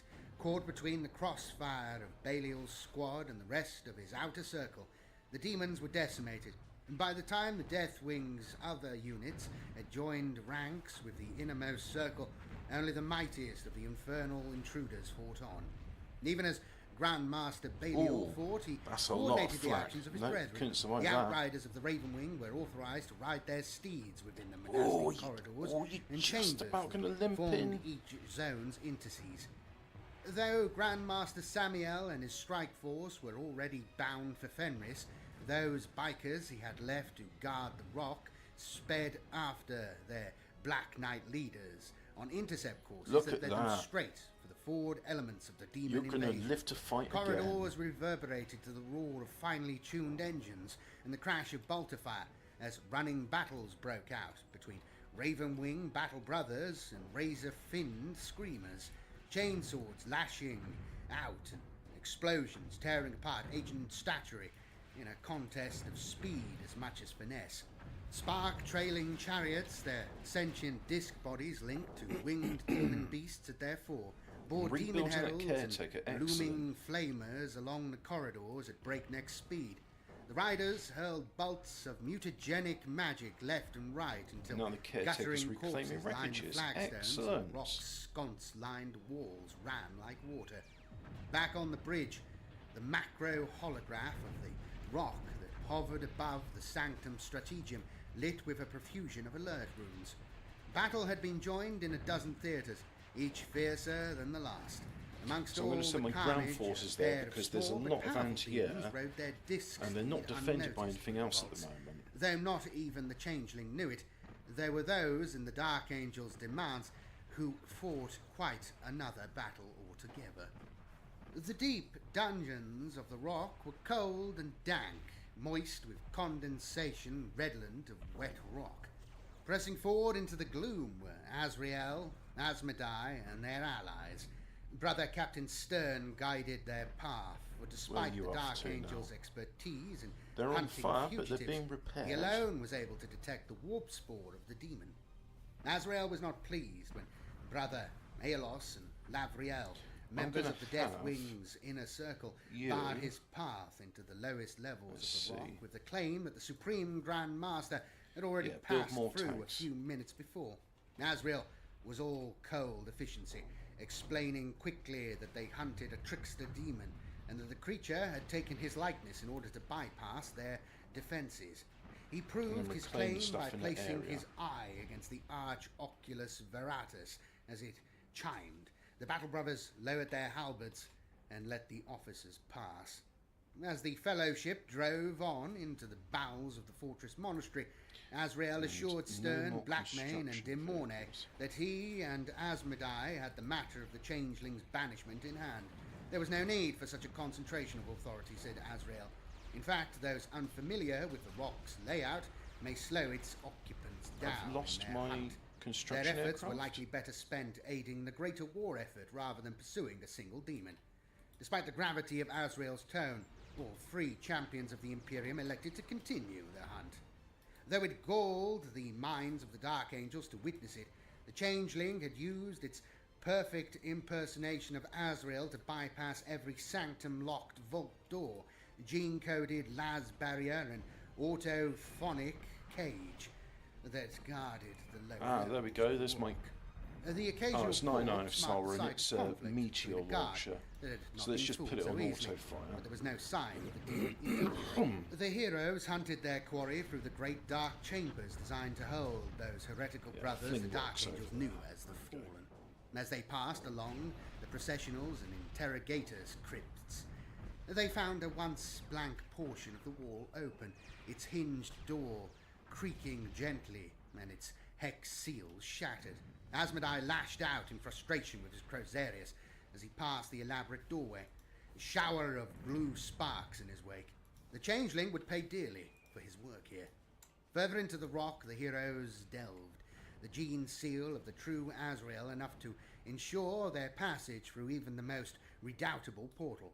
A horrible suspicion had been haunting the Supreme Grand Master, and with every direction given unto them by Stern, that feeling turned from a vague possibility to concrete certitude. The changeling sought the nemesis of the Lion himself. The Grand Master was correct. The changeling sought to release Lionel Johnson's archenemy, Luther of Caliban, from his cell, freeing the ancient warrior to tell the dire truth of the Dark Angel's history to the Grey Knights and Inquisition alike. In the process, he also sought to open the cells of the fallen, each of whom represented a dark blemish on the honor of the Dark Angel's chapter. To the demon, the revelations they would impart to the rest of the Imperium would be sweet indeed. With the greatest concentration of cells within arm's reach, the changeling found his way barred, not by the embattled heroes, but by a diminutive figure that was hidden entirely by white robes and carried a graven crozius in both arms. The demon recoiled in horror, for the creature before it was anathema to its kind. The creature focused its baleful glare, and the changeling turned and fled. With that, the changeling's confidence in his own schemes was broken. Fate, that most poisonous and fickle of serpents, was writhing out of his grasp, threatening to close its fangs upon the demon instead of dancing to his charmer's tune.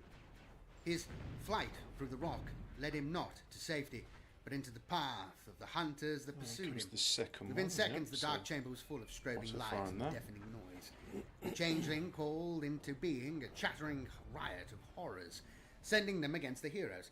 He then took a variety of forms, each the nemesis of one of his hunters, as overlapping chants and insults spilled from its 9 mouths. The Wolf Lord Ragnar Blackmane confronted his old enemy Maddox once more, growling in frustration at having to kill the Thousand Suns sorcerer all over again. Azrael saw a hooded gunfighter with a giant sword slung across his back. Last, but most terrifying of all, Brother Captain Stern was confronted by Imcashan, the towering lord of change that had proven his bane for decades. Fell laughter rang through the chamber, the lunacy in its timbre so potent it threatened to overwhelm the senses. Ultimately, though, the conjoined phantoms were but a demon's deceit given form. One by one, they were overcome by the heroes that sought the changeling's demise. I have no In its mounting anti-nukes panic, whatsoever. the demon found his subterfuges unraveling. When Ragnar Blackmane darted in and drove his kraken-toothed blade, Frostfang, into the demon's rogue form, it struck with killing force. Right, time to Trickster's stop form dwindled, dilly-dallying about vanishing now. into a rift in reality as if it were a tainted swirl of water into a deep pit. The changeling's curse upon the rock was finally over. Within hours, the hunters That's had where my regained fusion reactors are. Oh, you concentrating their bastard! efforts on expunging Why'd you the have to demon be so infestation good and from his clever? fortress monastery. Aware now that he had been the victim of chaos trickery and that the eye of suspicion may fall upon his own chapter as a result, Azrael ordered the Dark Angel's fleet to stand down. They would cease their bombardments and instead patrol the that's wider not too Fenris bad. I sector, don't mind you, focusing on hunting down and attacking exterminating that bit. those appearances of the Thousand Suns in other star systems. Those chapters that had a presence in the Fenris system were soon to follow suit. The space wolves were not the true threat here. That much. Although that does abundantly disable clear. my big defences. The desolation of Midgardia. Midgardia is a world covered in fungal vegetation. So toxic its populace has largely been forced to live within the planet's crust. The world has a long history of calamity, but the hardships of everyday life there have made for a people tough in body and soul, further hardened by endless toil in the medifectoriums and armorsmiths complexes. There are fortified hives and orbital defences upon Midgardia's surface, including the Nova Cannon battery Emperor's Judgment, but the vast majority of its worker tribes dwell in subterranean habs, nodes of industry amongst the strange walkway cities that hang amongst the roots of the world. The Midgardians are no strangers to fire and brimstone, for in places their dwellings hang over the magma that flows through the planet's crust. When the demonic infestation struck their planet, the worker citizens were plunged into a nightmare that would seal their fates. The first catastrophe to befall Midgardia was vile and inescapable. Perhaps the worst of all the many dooms the dark gods visited upon the worlds under the guardianship of Fenris. Warp rifts had been opened across the system by the rituals of the Alpha Legion, and the most vital worlds and planetoids had been claimed by one of the ruinous powers. Midgardia, being both fertile and toxic at the same time, was highly prized by Grandfather Nurgle. As warp storms roiled under so I'm the going to hold Wolf's the Eye, top fire the and just neighbouring build planet up a Fenris volley of was quickly infested by meteorites. contagions so virulent they turned Midgardia's jungles into landscapes reminiscent of Nurgle's garden. Midgardia had once been second only in importance to Fenris in terms of military power, and Logan Grimnar himself had resolved to excise that which was corrupting it. He led his fabled champions of Fenris and their wolven brothers directly into the planet's underworld, seeking to hunt down the demonic force behind the infestation. Meanwhile, the armies of Eagle Ironwolf took war to Midgardia's surface. Eagle's great company started with the noblest of intentions, his strategy to locate and slay the demon warlord at the heart of the invasion. The Ironwolves were, in theory, ideally Where's the suited nukes to the coming task, from? for Nukes they were coming from experts in there. armoured warfare and invariably went to battle in great tank formations. The steel and adamantium of their Spear of Russ armoured columns safeguarded their occupants from the worst of the supernatural diseases that festered in the muck, just as their ceramite armour protected them from the pus-weeping blades of the demons that engaged at close There we quarters. go. Making planetfall at That area's Magma been Gates, a smashed. group of hive cities that form the entrance to the planet's underworld, the Ironwolves and the armoured elements of Grimnar's own company Really made sort of swift struggling gains. to Each render tank all wave this proved stuff. powerful enough to bully a It's not path surprising, through really, the corrupted but- foliage of Midgardia, while blasting apart the plague-bearing hordes lurking in the spore-thickened mist. The demons hunting the fungal forests around the hive cities were destroyed in an overlapping killstorm, a strike so savage it gave credence to the old wolf's claims that Midgardia could still be saved. Before too long, however, the tables had turned. It was not the fungi of Midgardia nor the demon invaders that saw Eagle Ironwolf's counter-invasions falter, but the thick layer of muck that smothered the planet's surface. The endless quagmire took a slow but irresistible toll, bogging down even the most aggressive of the great company's tanks. One after another, the spears of Russ ground to a the halt. anti-nukes. Worse, Right, so the there's corrupted one. spore mists had thickened to the point they ate through the joints of even the most finely wrought power armor. What had started as a lightning-fast attack was beginning to fall into a crippling stasis. For every minute the Iron Wolves spent grinding into the slop, yet more plague demons converged on their position. Many a proud Fenrisian met a repulsive end in that fetid morass. More ominous still, the warriors had lost contact with Logan Grimnar's strike force altogether. The last communication from the Great Wolf's position had been a deafening rumble. Egil Ironwolf was unwilling to abandon his king. After ascertaining there was an access tunnel to the Midgardian underworld relatively close to their position, Egil ceded command to his battle leader Conrad and led a recovery expedition of his closest warriors to search for the Great Wolf.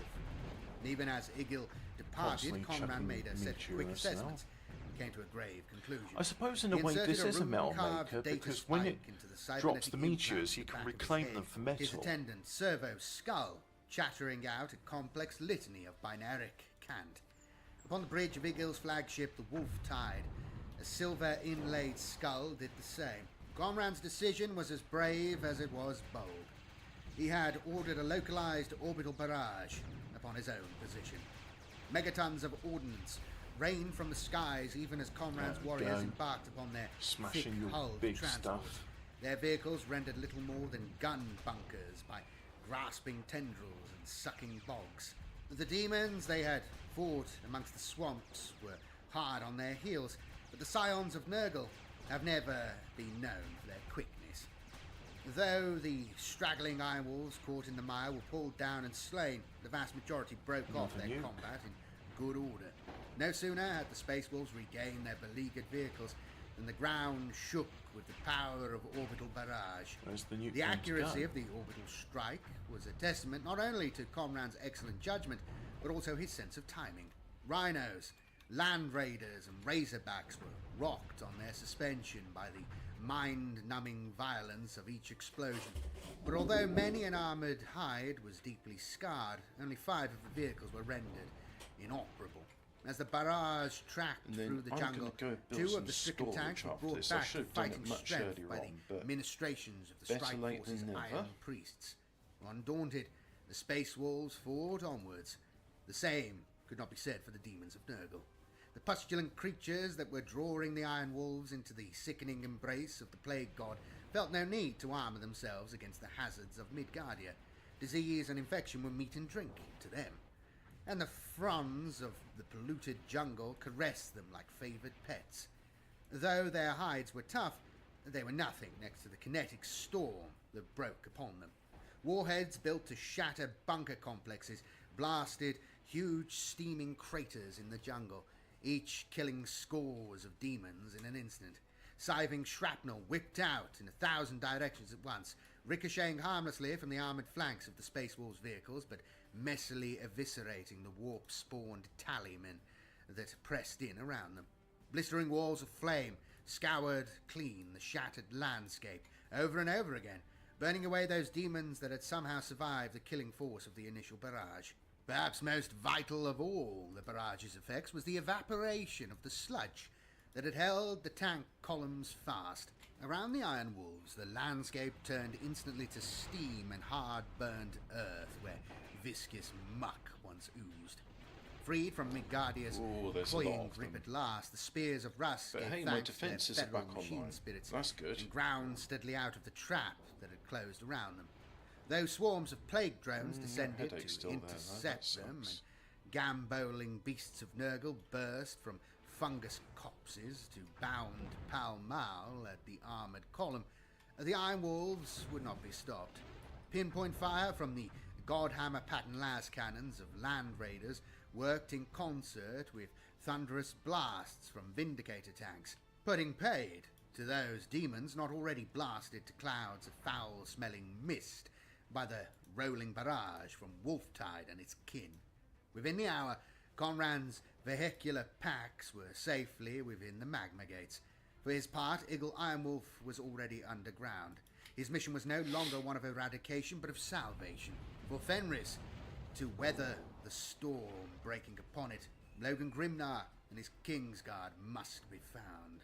Though Eagle and his Iron Wolves feared them lost, the High King of Fenris and his warriors were still fighting tooth and nail against the forces of chaos. They had found the makers of Midgardia's downfall in the depths of the planet's caverns.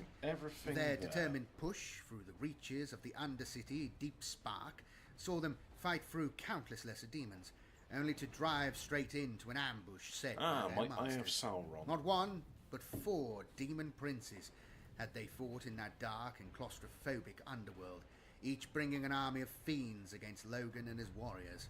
To bind 4 such disparate warlords in a single cause was a rare feat through your workers. But behind their alliance was Magnus the Red, and few in the Eye of Terror dared gainsay a demon Primarch.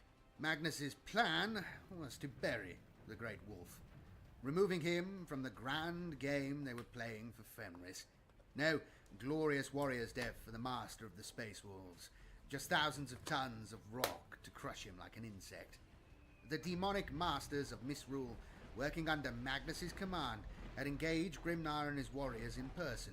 For a while it seemed they would triumph, but even the favoured of the Chaos Gods finds the Space Wolves hard targets. Through heroism, cunning, and bloody-mindedness, the Kingsguard and their wolven allies fought back, cutting down the foe with blade, hammer, and claw. Though several of their most trusted companions died in the fight, the Kingsguard and their lupine kin overcame the ambushing armies, and then, at a keening signal, the demon princes and their vassals suddenly vanished. The trap was sprung. With an ear-shattering boom, the sudden etheric shockwave caused by the demon's departure saw the roof of the war-torn cavern come crashing down. Grimnar hurled himself protectively over the prone body of a What's fallen it going woman. for now? Many of his Kingsguard doing likewise, for they knew that without Terminator armor to protect them, their kin would surely perish. Down the rocks came, hundreds of tons collapsing carving a at path once. through. In through places, the the rock cavern's itself. roof held. Now many of the strike force survived, And then- albeit trapped in choking darkness. Right. Logan I'm gonna himself turn was these to, pinned under a massive hold fire stalactite, wounded but alive. Many of his finest warriors met the end of their sagas that day, crushed to death, even though they wore the finest armor available to their chapter. Without aid, and with the sheer depth of rock rendering them impossible to reach via long-range comms, the champions of Fenris had been buried alive. 7 miles south of the magma gates, Eagle Ironwolf had left his tanks behind in order to lead a detachment of his finest warriors into the Midgardian underworld. His journey through the tunnels and walkways saw many a civilian dart furtively into the shadows, for despite the hellish fate visited upon it, the planet still harbored many millions of men, women, and children. Some of these natives saw Eagle Ironwolf as a warrior from legend, kneeling before him as he passed. Others cowered, afraid that this cog-toothed brute was there to put them down for the crime of cowardice. He ignored them all. The great wolf was lost, and it was up to the Iron Wolves to find him. Deeper and deeper the space wolves delved, fighting diseased horrors, chortling plague heralds, and repulsive demon flies. As they plumbed the lower depths, their company was relieved beyond measure to make contact with outlying elements of the champions of Fenris. Before they could properly consolidate their forces, they were ambushed by a segmented plague worm, the size of a mag train. The monstrosity Alright, you're took a going this horrible way. toll before it was blown apart from You're the gonna kill the inside by a paladin? well-placed grenade. Warriors were laid low by dismemberment and contagion, but united they pressed on. Yeah, kill At the one strider juncture, hut. they passed through the site of a Kill fierce that battle, detriment before it including gets built. the gilded wolf skull that formed the crown Oh, of there's the Grimnar's second prized Sauron. Terminator armor. Invigorated, they increased their pace. Midgardia's interior was a labyrinth. Many of its passageways had been blocked by fallen rocks. Ooh, and the is it- Iron Wolves had not yeah, the that got time to destroyed. comb every last tunnel for signs That's of the okay. High It doesn't King seem to of have Fenris. caused any Still, detriment to anything he else. remained missing. With great reluctance, Eagle announced he would return to the surface of Midgardia. Just carving a new Restrained to the irrigation limit of Vox contact, canal. and had heard Canal? disturbing fragments Canal, of the stress that's call what from it's his men called. high above. What he found upon his return shocked him far more than the sight of any demon. Midgardia's surface had been scoured by the flames of exterminatus. From the spires of the magma gates, Smash, smash, Lord smash, smash, Ironwolf smash. saw nothing but ash stretching away to the distant horizon. The world had been enveloped by a conflagration so fierce that no living thing could survive it, be it man or demon. All that remained of the once fetid landscape was an ocean of grey dunes, stubs of burned trees, jutting out amongst a red-hot gale of embers. No normal fleet could have brought such world-killing wrath in so short a time. This was the work of the lords of the Imperium, swift and merciless beyond measure. Countless innocent hives would have burned alive alongside the demons the Inferno had been sent to slay. The Iron Wolf grimly ran his calculations, concluding there was only a small chance of their escaping the planet alive if they tarried long in the wake of the exterminators. He called upon his that's own all fleet right. assets once more, insertion craft answering his summons to bear his strike force off planet at speed.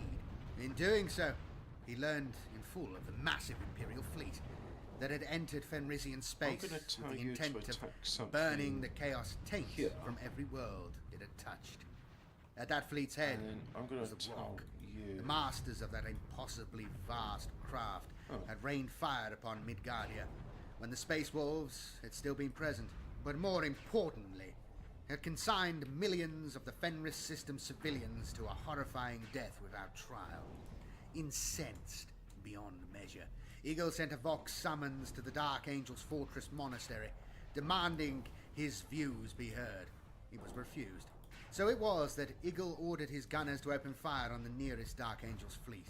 He intended the volley to force a communication rather than to cause significant damage, and as Lord Ironwolf had calculated, its impact was dissipated by its target's void shields. Even so, the decision to open fire upon Astartes' craft would live on in the annals of the Fang and the Rock alike. It was an act of defiance that would stand as a blemish upon the honour of Igil Ironwolf forevermore.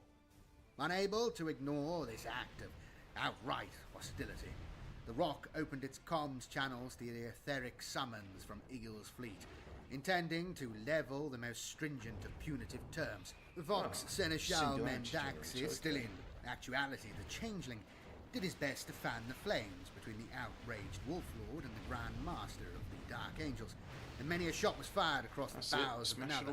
Yet the bonds of brotherhood between the warriors of the Adeptus Astartes are not easily put aside. As the realization of their deeds sank in, the officers of each fleet considered backing down by ordering a ceasefire.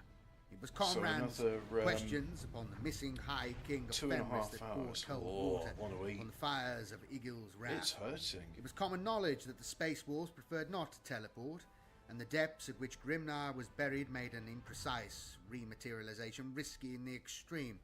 But was there truly no way the sons of Russ could retrieve him? The Iron Wolf shut off his communique with the Rock, focusing his efforts on recovery. Once his strategic duties as Wolf Lord had been attended to in person, Igil enacted a tactical solution of impressive insight. He took the gilded wolf skull that had been the capstone of Grimnar's armor to his advisors. Rune priests and iron priests alike lit tallow candles around a rune caller's sigil, and the skull was placed in the heart of the right symbol, the better for the soul within to be awakened. Slowly, let's have a ring of shields, because why priests not? of Igil's brotherhood coaxed the spirit of that once proud lupine into their psi communion. The soul beast was irascible and fierce, but once placated with offerings of blood mist and rune-inscribed amber, it gave them its grudging attention. The spirit knew that it had been severed from the one it called Alpha, the only soul to have dominion over it. On some level, it could feel the keening of its master's soul, as well as the machine spirit of that great suit of Terminator armor from which it had been torn. By following the silvered thread of energy between the broken crown and its owner, the rune priest Svelgar hoped to pinpoint Grimnar's whereabouts beneath the burning surface of Midgardia. The wolf time draws nigh.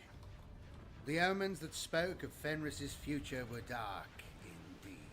Here, the malefic genius of Magnus had been wrought large.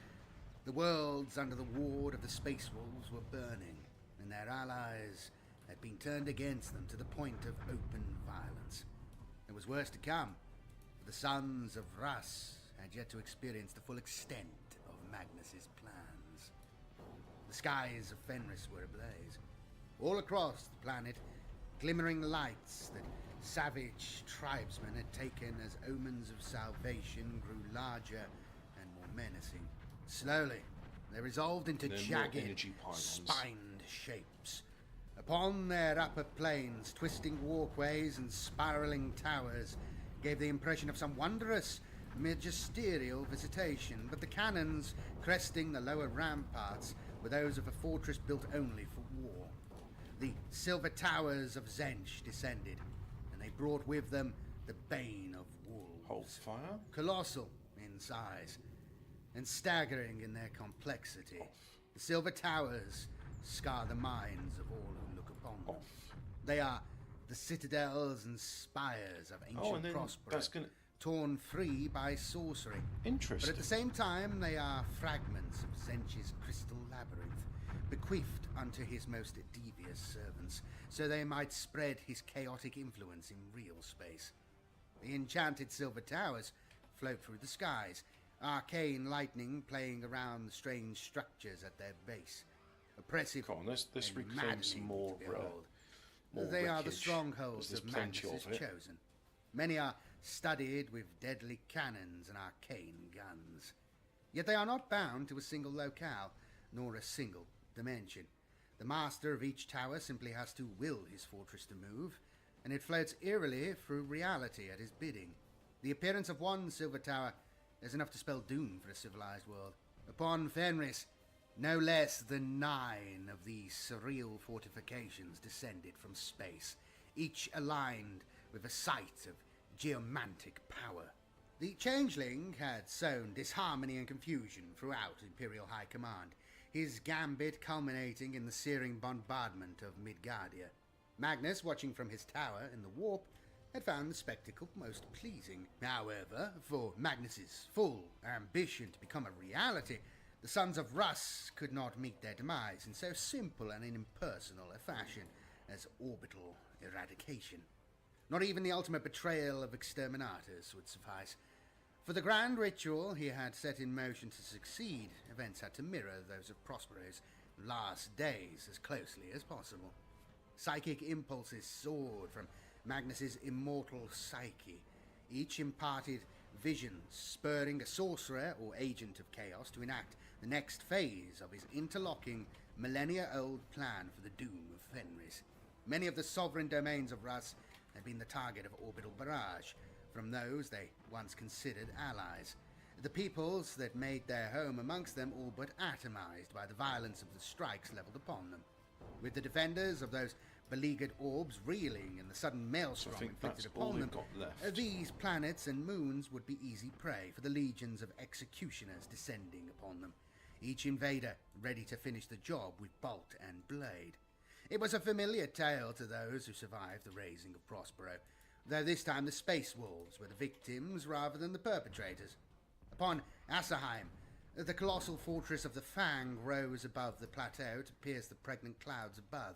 Second only in size and power to the Emperor's palace on Terra, it was built to house a Space Marine Legion at the height of its strength. Defense lasers and macro cannons jutted from the towers like the smaller peaks on the shoulders of a soaring mountain. So tall was this colossal edifice that around its uppermost spires the lights of docking spacecraft could be seen. A more potent defense against orbital attack it was hard to imagine. But the fortress monastery could not cover every corner of Fenris with its gaze, no matter its might, and the eyes of its sentinels were upon the Imperial fleet that had bombarded Midgardia scant hours ago. Magnus had felt the fangs bite before, and was in no hurry to do so again. The Crimson King instead ordered his shattered legion not to approach Asserheim directly, but to make planetfall over the vast ice flows locked together by the Fenrisian Hellwinter. One by one, the silver towers of the Thousand Suns descended from outer space, Let's give them a chance floating to build down back. I'll from be the interested warp to see rifts torn in the what Fenris happened. system like knives, falling point first into a frozen sea. Some hung in orbit around Fenris, whilst others slid silently through the clouds on the far side of the planet from the Fang, approaching their ultimate destination obliquely and concealed from every manner of scrying device by potent shadow magics. In the most desolate regions of Fenris, the masters of these vast towers conjured storms of etheric energy that whipped snow and ice into whirling hurricanes around them, further hiding their magnificence from the scry corvids of the Fang. In the eye of each storm, the silver towers glided in stately silence towards set geomantic points, convergences of natural ley lines where the energies of the death world raged fiercest. Each Zenchen tower held so much eldritch power that the ground was racked with change and its passage. As the tower of Akzept, the Ingrate, swept past, permafrost melted and turned to blood as if Fenris itself was wounded by its presence. In the shadow of the Bellgate citadel, brimstone flames caught above the virgin snow to crackle and dance, given demonic life to caper in the tower's wake. Around the fortress of Paradox, squalls of copper-hued rain turned tribesmen and ice mammoths alike into weightless ebony statues that floated slowly upwards, levitating ever higher until they drifted off into space. Though the Thousand Suns had taken pains to descend beyond the Fang's reach, an invasion of such immense magnitude could not go unnoticed. Rune priests cast their stones, each reading direr than the last. A terrible doom had come to the Fenris system in the readings of the astropaths and inquisitors of the Imperial fleet. The Emperor's tarot showed the serpent of flame yawning wide to consume every mortal land. The fabled last saga, when all things would meet a violent end, was unfolding before their eyes. The wolf time was upon them. It was Harold Deathwolf who hunted down the first of the Silver Towers, at that time hovering above the immense Rockshire Glacier. Lord Deathwolf had recently returned from Svelgard with the Fire Howlers after combining forces not only with Bran Redmore, but also with the Iron Hands, Shadow Haunters and Ultramarines, in the banishment of the demon hordes that sought to conquer the islands of that oceanic realm. Whilst mustering with several of his fellow wolf lords within the Fang, Lord Deathwolf was hailed with such urgency his vassal Astropath went into a spasming frenzy. Once the Psyker had been bathed in sanctified oils and calmed enough to relay the message, he spoke in quivering tones of the awful truth imparted to him by the Grey Knights that had mind-scried the planet from orbit. The forces of the great enemy had somehow gained the ice floes of the southern continent. They were slaughtering or abducting every mortal tribe they could find. Though the Grey Knights were making haste to reach the planet, only the Space Wolves stood a chance of intercepting the invaders before the people of the southern floes met a grisly end. Harald's deep growl grew louder.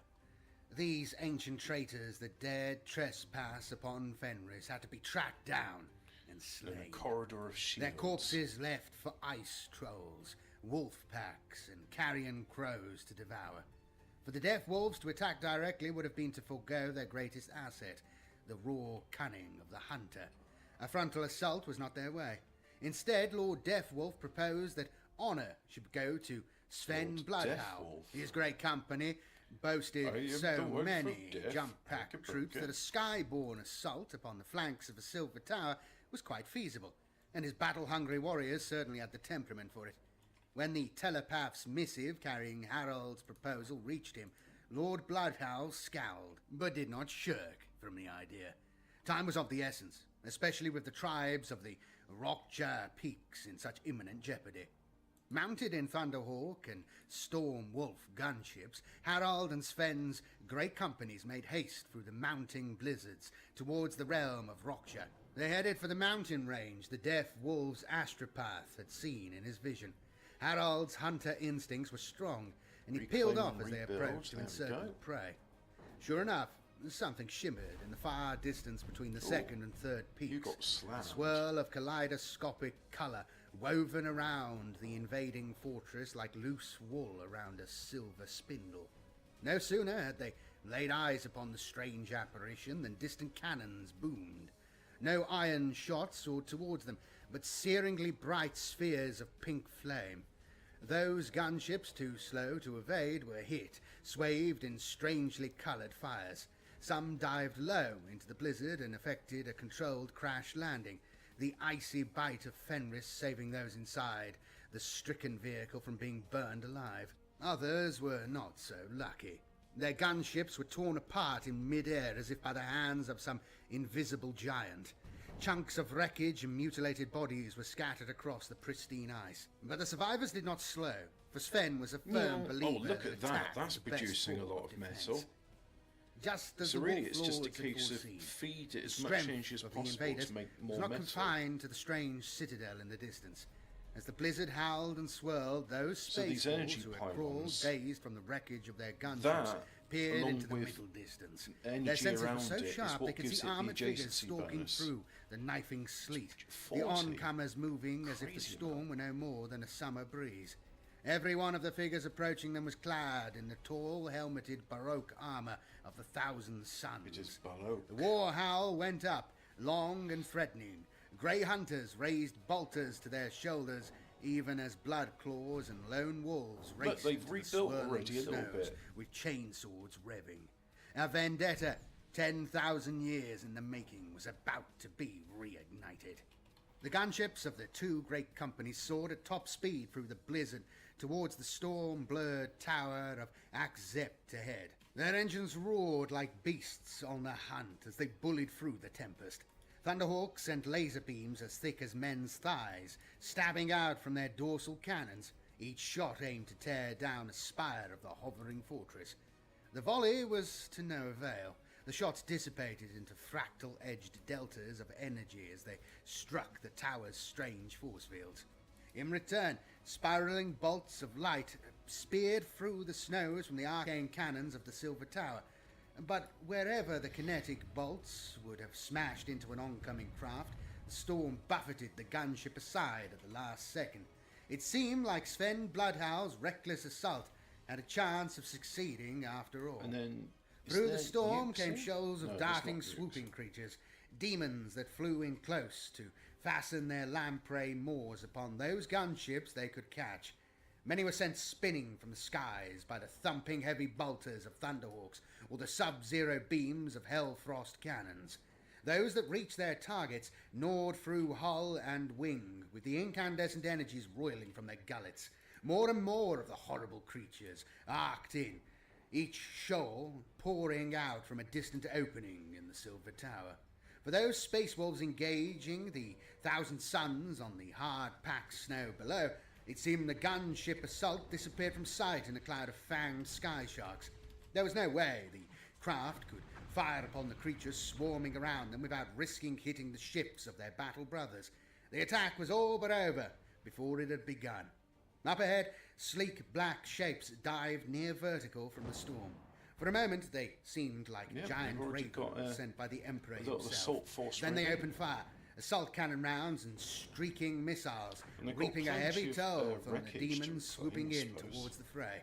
Dark Angels, by their iconography, unbidden and unheralded, but welcome nonetheless. Something strange was in their midst, a craft with an underslung cannon that glowed eerily in the white hurricane around it. With a jet fighter on each wing, it flew in close to the Space Wolves' gunship, struggling to remain airborne under the weight of the demonic attack. The craft's glowing rift cannon flared, and a dozen demons were banished back to the warp in the blink of an eye. The cannon flared again, and the gunship suddenly found themselves free of their attackers. Their slow and lethal descent reversed into a tooth-rattling climb as the cliff-like sides of the Silver Tower loomed through the blizzard. Howling in battle rage, the sky claws of Lord Bloodhowl's company slammed open the doors of their gunship transports and threw themselves into turbine-powered leaps. In a matter of moments, they had gained the Citadel's rocky sides. Even those craft, fatally stricken by the demon's attack, came in as close as they were able, their passengers' jump packs closing the gap. Sven himself led the attack, crunching onto a near-vertical escarpment and burying his axe Frostclaw in the rock for purchase, before kicking himself over an ornate battlement with a cry of triumph. They were met by creatures from a madman's nightmare. Sven and his vanguard had been anticipating a fierce counterattack, but from traitor legionaries, methodical and cold. The coring war horde of a lot of metal Zangors that poured out over the Silver Tower's flanks was anything but. A riot of avian mutants charged in, so many of the fell things attacking at once that the volley of auto-pistol shots and storm of slashing chainswords saw several of Bloodhowl's Wolfguard bowled over the ramparts before they could land a single blow. Behind the bestial garrison came Agzept of the Sektai, a tall, armoured figure borne aloft on a spinning disc. The invisible bolts of force that hurtled from the Telekine's fingers turned Skyclaws to pulp wherever they struck home. As Sven himself pushed forwards, axe and chainsword cutting through the beastmen in devastating sweeps, the space wolves began to make ground. A Thunderhawk roared from the storm, guns spitting death. Its hull was not the cold blue-grey of Fenris, but the deep green of the Dark Angel's chapter. Moments later, a strike force of robed space marines slammed into the flanks of the milling Zangor attack, turning a close forward press into a massacre. In seconds, the flagstones of the Silver Tower were slick with blood, potent Adeptus Astartes vitae, mingling with the unclean fluids of the Citadel's Zangor denizens. Chanting in a deep monotone, the disc-riding Lord Akzept brought his staff around in a slow horizontal sweep. A tremendous, invisible force pushed against the attacking space marines and defending beastmen alike.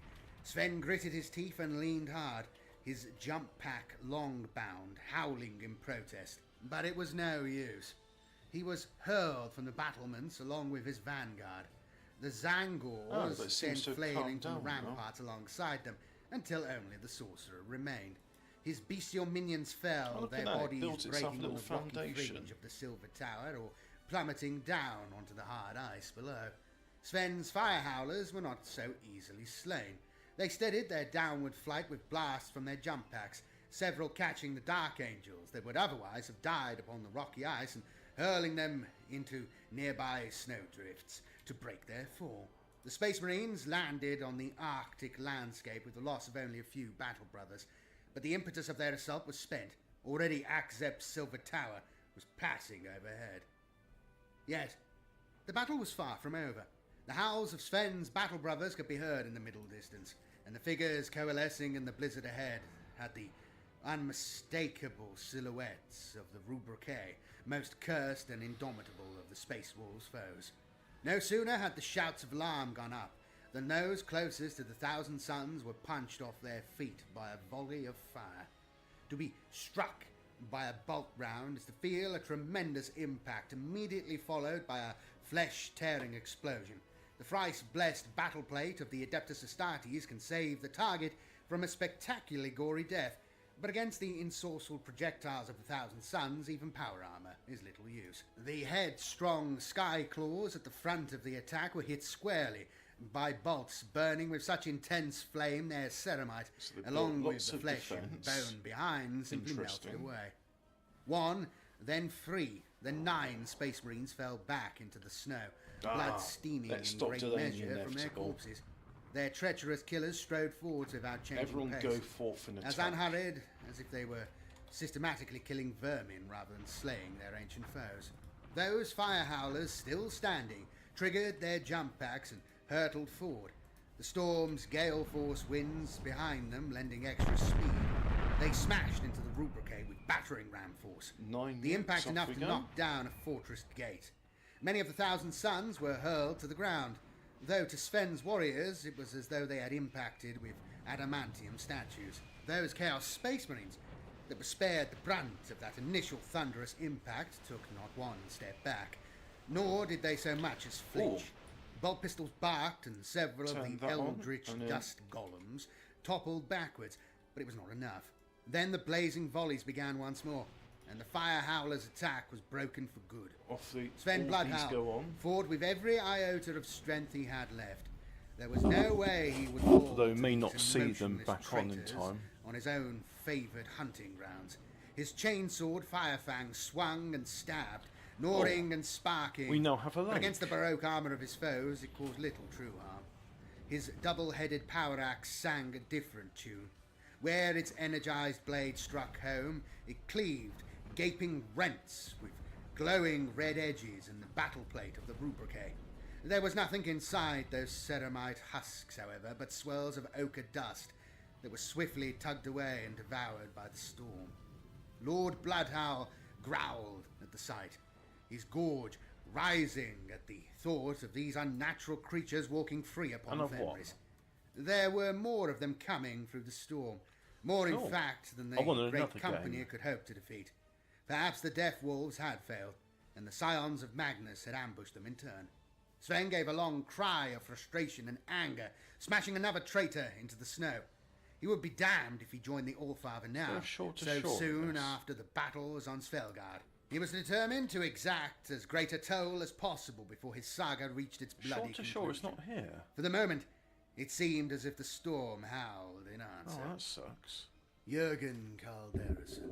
Why would you get rid of one of the best maps ever? Ever since his flamer's backwash reshaped one side of his head, still counted fire amongst his allies. But the leaping energies that were killing you got Yarrat Mountains, but they're boring. And they could not be tamed. A driving storm engulfed the base of the Rockshire Glacier. Its fury, that of the World Wolf, roused to anger. Within it hunted the great company of Sven Bloodhowl. Each warrior fought with bolt, blade, tooth and claw against the chaos-worshipping scum that had dared to invade Fenris. Jürgen's pack had struck right at the heart of the warband that had emerged from the storm, hoping to isolate and destroy their leaders. Nearby, Aleph the bear roared loudly as one of Magnus' sorcerers landed a blow with a gauntlet swathed in blue fire. The Space Wolf burst into flame, shrinking swiftly until he was no larger than a man's thumb. The sorcerer ground Aleph beneath his heel before pointing his staff straight at Jurgen. "It pains me to do this, Wolf," called out the traitor. Start. "I spoke to absolve your kind at the Council of Embers." "Liar!" shouted Jurgen. "The sons of Rust do not listen to the words of cowards." The Fenrisian ducked and ran in a crouch, avoiding the serpentine bolt of energy that shot from his adversary's weapon. He fired a spear of flaming promethium in return. The sorcerer contemptuously waved the killing fire aside with a pass of his open palm. Have it. "There are greater wars than ours," continued the sorcerer. "The perspective of eons has relegated you to an inconvenience."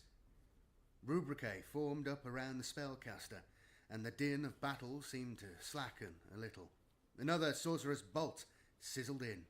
This time, Jurgen had to dive to the ice, skidding to an ungainly halt. God, 2 hours before I can eat. I He really want realised to eat with a something. heart-pounding lurch that he was the last of his pack alive. A creeping suspicion. But fasts are good for you, right? So, the fire howlers had finally met their match. Something huge passed overhead. Jurgen flinched, fearing a silvered citadel, then grinned fiercely as he saw the underbelly of a thunderhawk. He saw the gunship bank around, its metallic jaws open. A regal figure was framed in its maw. The newcomer, too, had a staff, glowing blue as the runes along its length channeled the elemental power of Fenris itself. The Storm Caller had come. Chain lightning shot down from above, smashing the sorcerer into the pack ice, even as he summoned another fireball. Electricity leapt from foe to foe like a hungry beast in search of meat. One by one the Rubricae fell, inert and lifeless.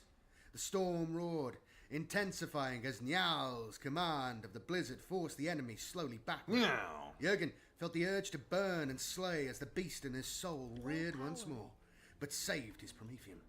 There was no way his flames could survive with the master of the Tempest so close. Though the Storm Caller's intervention had undoubtedly saved Jurgen's life, he could see the azure armour of dozens more thousand suns emerging from the white haze of the storm. So be it, he thought, drawing his combat knife. He would fight as a lone wolf, avenging his pack in glory before the end. The blizzard's howl rose in pitch, sounding to Jurgen like the baying of 100 packs. The voices of Morkai's spectral kin, perhaps, welcoming him to the afterlife of the damned. Then realization hit, and he turned around. Lord Harold Deathwolf was riding hard down the face of the Rockshire Glacier, his features set in a grimace of concentration. Behind him came his proud and bestial kin, not only his wolf guard atop their massive lupine mounts, but also dozens of sprinting wolven and hundreds of ice wolves, long-bodied and athletic. In their wake was a stampede of white-haired mastodon and frost rhinoids, a juggernaut force of nature, more lethal than any avalanche. The glacier's face shook as the mountain beasts thundered pell-mell towards the battle below. The thousand suns were pinned in place, fighting to stay upright against the storm caller's tempest. Jurgen saw scores of charging beasts sprint past him as the deaf wolves' charge connected with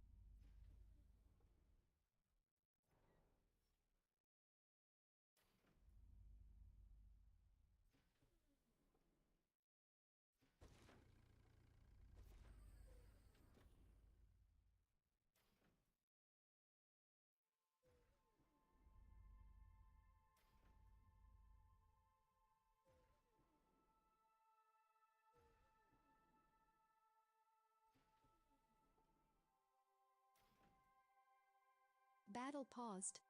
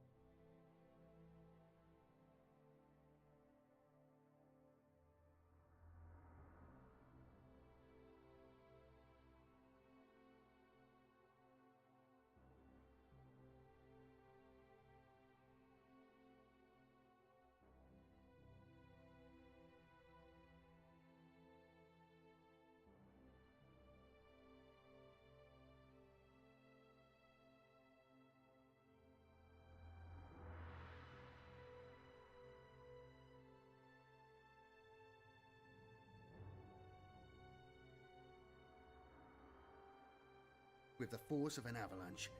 Here and there, a lance of crackling magic or volley of inferno bolts smashed a Thunderwolf rider from his saddle, mutative energies causing haywire. Oh, but for all their fearless resolve, the invaders were hard-pressed against the fury of the charge. As the deaf wolves charged in, powered blades swung to slash away arms, still firing bolters. Heavily muscled Thunderwolves sank their teeth into the necks of traitor legionnaires, and Wolven tore away limbs and helms with sheer brute strength. Behind the first wave came native lupines, the sinuous beasts burying sorcerers in flurries of tooth and claw. Pack after pack vanished, it's the space fairies. Explosions of pink fire, as the sorcerers levelled their blistering counterattack. But there was still more to come. The rest ran past them to rip beastmen thralls limb from limb. Those of the Thousand Sons that were downed but still alive had barely begun to regain their feet before the bestial stampede hit home. Power armour that had survived millennia was cracked and split open by the sheer crushing weight of the Fenrisian herds. Niall's Tempest did the rest. Cruel fingers of cold driving into the compromised armour to snatch the glittering dust from inside and cast it to the winds. Jurgen felt harsh laughter bubble up from his gut as the storm began to abate. The Thousand Sons' attack was crushed and cast aside, the pack ice littered with bloodless corpses and scattered sections of power armour. Then his mirth died on his lips, a cloud casting shadow over his head. On the far horizon, the silver tower they had sought to stop was glowing like a second sun. To poison a death world. The silver towers, despite the counterattack of the space wolves, had proven subtle enough to evade detection, and where they were discovered, mighty enough to prevail against those that sought to stop them. Now the gigantic citadels hovered over powerful geomantic sites, each siphoning the inherent power of Fenris for an even darker agenda. On the third day, after the silver towers descended, the skies roiled above Fenris.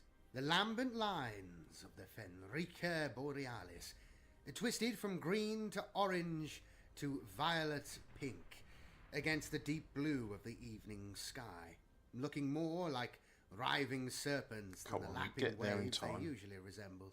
Those tribesmen who looked too long upon them found strange thoughts. Oh, just beaten to it, bastards! Their consciousness. Some were driven irrevocably insane by the sky sigils they saw there, and took blades to those around them, seeing their friends, brothers, and even themselves as monsters that must be slain if the sun was to rise another day. These cursed heavens were the backdrop against which the sorcerers of Zench wrought their work. Within the Silver Towers, blood rituals were taking place. Within each inner sanctum, a captive space wolf, bound tight in silver chain, was lowered into a cauldron of boiling gore. This was not strictly necessary for the etheric summons the exalted sorcerers were performing, but the howls of outrage and despair were pleasing to their masters nonetheless. For 9 hours, 9 minutes, and 9 seconds, the rituals continued. A nexus of energy hung between silver towers, a point light amphibious tank versus hover tank. Who will win? Reality thin. Only one way to find out, etc., etc. The sky a draw. swirled crimson. Right, I wasn't expecting to see that. It's a draw. Praise of the architect of fate. Ravens and crows turned to blazing skeletons. Forests screamed in pain. The silver towers glowed bright as stars, forming the ancient Prosperine symbol for vengeance when viewed from low orbit. Magnus the Red burst into being above the snows, and the fate of Fenris changed forever. The Crimson King did not arrive with dignity and poise in the manner of an Eldar prince, nor did he announce his coming with heralds and servant squires as would an imperial potentate. Instead, he barged into the harsh air of Fenris like a charging minotaur. Come on, get back. His horns ripped the glitch in reality wide open as he forced his titanic bulk through. a glut of demonic celebrants spilled from the legion behind him. The Crimson King roared his orders into the massed vassals below, who were already gathering alongside the warp-spawned host that tumbled from the rift. Around him, a blast wave of Cerulean force cracked nice, outwards, turning the snow to a landscape. I like the way those wheels crystal turned. sand. That was interesting. The facets of every grain reflected an aspect of the demon Primarch's soul. With 3 great beats of his pinions, Magnus soared aloft, reveling in his own power. The cold and virginal air he breathed in was exhaled as coloured clouds of sentient mist that wound away like ghosts seeking mortal victims to asphyxiate. Go on, reclaim it, please. Primarch cast about himself, drinking in the harsh beauty of the Fenrisian wilderness with relish. Soon it would be his to corrupt, his to remake in a form more pleasing to Tzeentch. With a nod of satisfaction, Magnus resolved to begin his true work. The last time he had walked the winterlands of Fenris, he had sought to crush his foes utterly, his intent to shatter the fortress monastery of the Space Wolves before extinguishing the great companies one by one. This time, his intent was far stranger and more unsettling.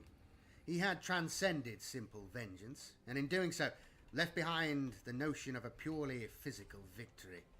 This time, Magnus would corrupt Fenris as part of a far greater plan. Fenris was classified as a death world primarily because of its ferocious megafauna and the killing cold that typified its hell winter, when the planet was furthest from the Wolf's Eye, the system's sun. Few realized that the opposite extreme, those times when Fenris's elliptical orbit brought it closest to its star, was just as lethal, known to many of its peoples as Flame Height. In this season of strife, the icy crust of Fenris would melt, floods and storms breaking the greater land masses into islands afloat a tempestuous sea. The warrior peoples of that world, set adrift upon what holdings they could secure, warred amongst themselves for the natural resources that were left. All the while they were preyed upon not only by the giant wolves, bears and ice trolls of that realm, but also by the monsters that surged up from the depths, desperate to feed on the plentiful shoals that boomed during Flame Height. The one realm that remained whole amongst the tempests of ice and fire my was mind layer Asahheim, died. a continent-sized plateau jutting from the landscape near the northernmost point of Fenris. Asahheim was seen by the tribes as the land of the gods, and not without reason. There the Space Wolves made their home, descending only to draw new blood into their ranks or to test themselves against the deadliest creatures they could find. Millennia slid past, horrific storms lashing the flanks of Asahheim with every passing year, but still it stood tall, the Fang proud upon it. The Fenrisians were strong of limb and iron of will. They had to be in order to hew a life from the harsh landscape, and therefore so were the Space Wolves created from their stock. It was the natural strength of Fenris and its people which Magnus sought to corrupt.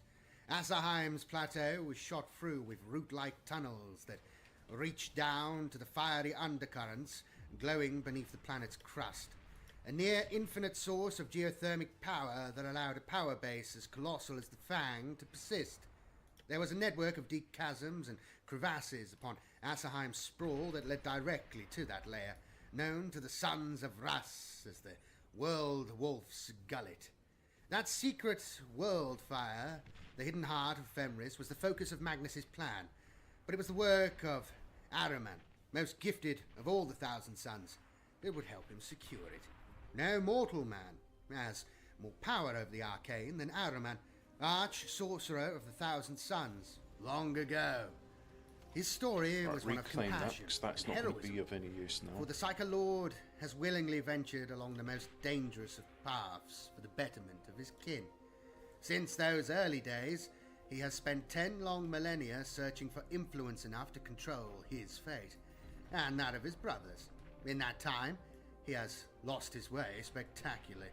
Now Ahriman walks the path of avarice and destruction, though he would rather die than admit it, even to himself. The pursuit of knowledge is, in essence, a noble goal. One who understands the universe can theoretically change it for the good of all. Some knowledge, however, brings only strife. When Ahriman saw the gene curse of his fellow Thousand Sons manifest at the dawn of the Great Crusade, he vowed to find a way to halt its rampage. When he witnessed his twin brother mutate into a mewling abomination, the vow to save his brethren became the defining core of Ahriman's being. The chief librarian of the Thousand Sons Legion turned every waking moment to finding a solution to the flesh change.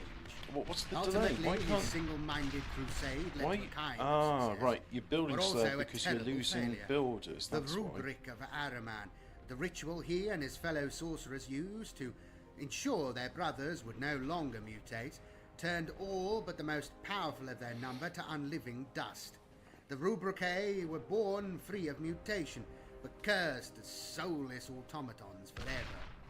Ever since casting that darkest and most powerful of spells, Ahriman has roamed the galaxy in search of eldritch power enough to make good his mistake. His hope is that he can somehow reverse the rubric, turning his fellows back into beings of flesh, blood, and limitless mental potential. So long as he soar to that goal, he'll go to any lengths to further it. For the last few decades, he has been embroiled in a quest to locate and plunder the fabled Black Library of the Eldar, where the sum total of that ancient race's learnings about the forces of chaos are sealed away.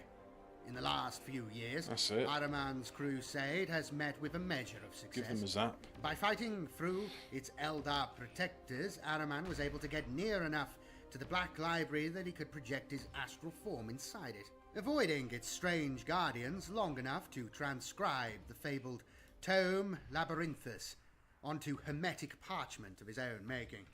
With this priceless manuscript at his command, Ahriman can navigate long-lost sections of the webway, that labyrinth dimension that lies between reality and the warp. Many of the portals he can now reopen are situated on worlds settled by the Imperium, and amongst these are ancient Kern gateways that lead onto the death world of Fenris. With this knowledge, Ahriman has made himself vital to Magnus's plans once more, and vice versa. With Magnus the Red in Ahriman's debt, the arch-sorcerer would likely be able to invade the Black Library in earnest in search of the ancient cure he desires. Ahriman brought more to Magnus's cause than just exceptional generalship and raw eldritch power. Though it had taken him almost 100 years, he had gathered those surviving sorcerers banished from Magnus's side at the time of the Dread Rubric. Many a bargain, threat, and bribe was made in this great endeavor, and Ahriman had to sacrifice much in order to achieve it. But ultimately, the mission was a success. The exiles were assembled. Amongst them, Arathrat, the Mind Eater, Hakor Thriceborn, Magistar Nezchad Aratos, and Blind Ormahotep. Each one commanded his own legion of thralls. Backlit by a storm of pink lightning, the arch-sorcerer arrived from the sealed webway portal he forced open atop the highest peak of Runeheim. Behind him came a vast army of Rubricae, sorcerers, and baying mutants. In summoning his fellow exiles and their thrall bands to war, Ahriman all but doubled the martial strength of the Crimson King. The demon Primarch descended from bleeding skies to meet Ahriman in person upon Runeheim Peak, and the arch-sorcerer bowed, ever so slightly, before discussing the plan for Fenris's downfall. Whilst the Psyker hosts of the exiles took battle to the Imperial forces abroad in Fenris's open wilderness, Magnus and Ahriman would work their agenda on a different level. The ritual halls at the center of each silver tower were lit by the candlelight of helical tallow pillars, each made from the rendered-down flesh of a different psychically active Xenos race. Complex hermetic symbols ran around concentric circles that contained 9-pointed stars, golden ratios, and scarab sigils perfected by Tiskar's finest minds.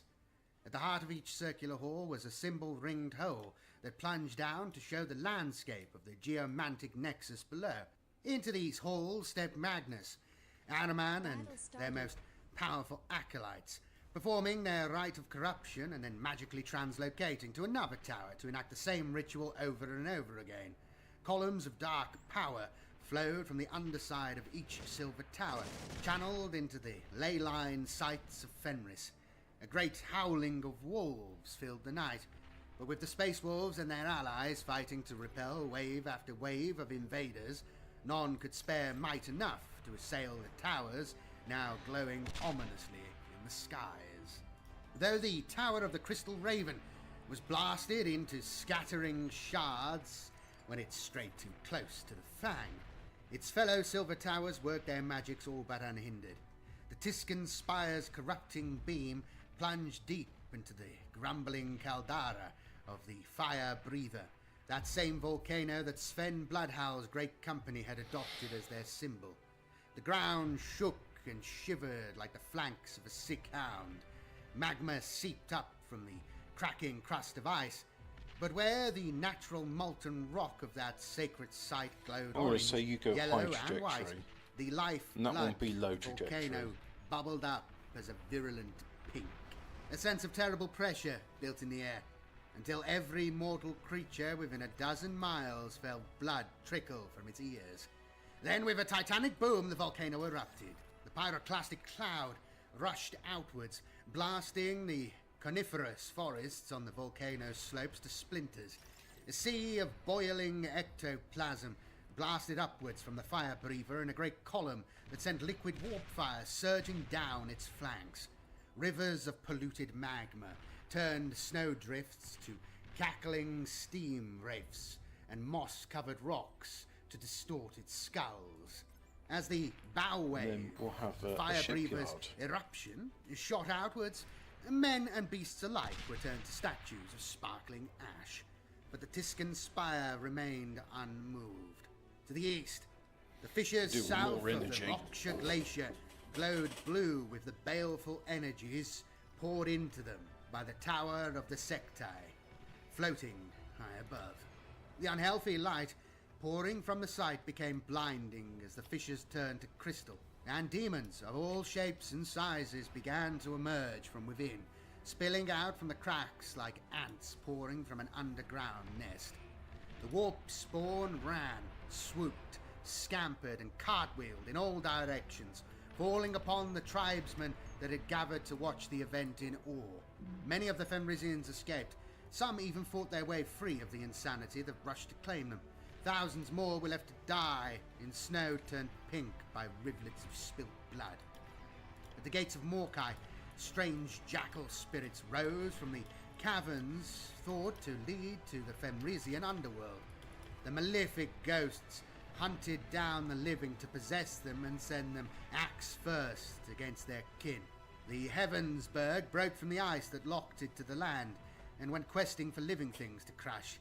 Water spuming and tidal waves around it as 1 trillion eyes opened across its surface. The lights in the firmament, once seen as omens of good fortune, wound together into a flaming sky serpent that shed warp light on the carnage below as its jaws yawned wide, then seemed to close around the orb of Midgardia. Under the planet's crust, the rivers of magma flickered and pulsed, brimstone horrors dancing above them like devils at a dark feast. Across the entirety of Fenris, the primeval cold of Hellwinter relinquished its grip, melted away by the raging fires that fought under the planet's crust. A false flame height had arrived, not caused naturally by the planet's orbit, but by the work of a demon king. Its fires were not the pure and cleansing kiss of the wolf-eyed star, but the cursed flame of Zench, changed in its rawest form. Within a matter of days, the ice-locked islands that froze together to form Fenris's crust were breaking up, the ripping and groaning of tectonic land masses echoing through the air as if the planet itself was in pain. Perhaps it was, for logic had little hold upon Fenris anymore. Here and there, the denizens of the inky depths surged up to lash at the armies, clashing on the shores if you get of each to it before the construction landmass, vehicle, so crushing much better. dozens of warriors with ridged and rubbery tentacles the width of a Jarl's longboat.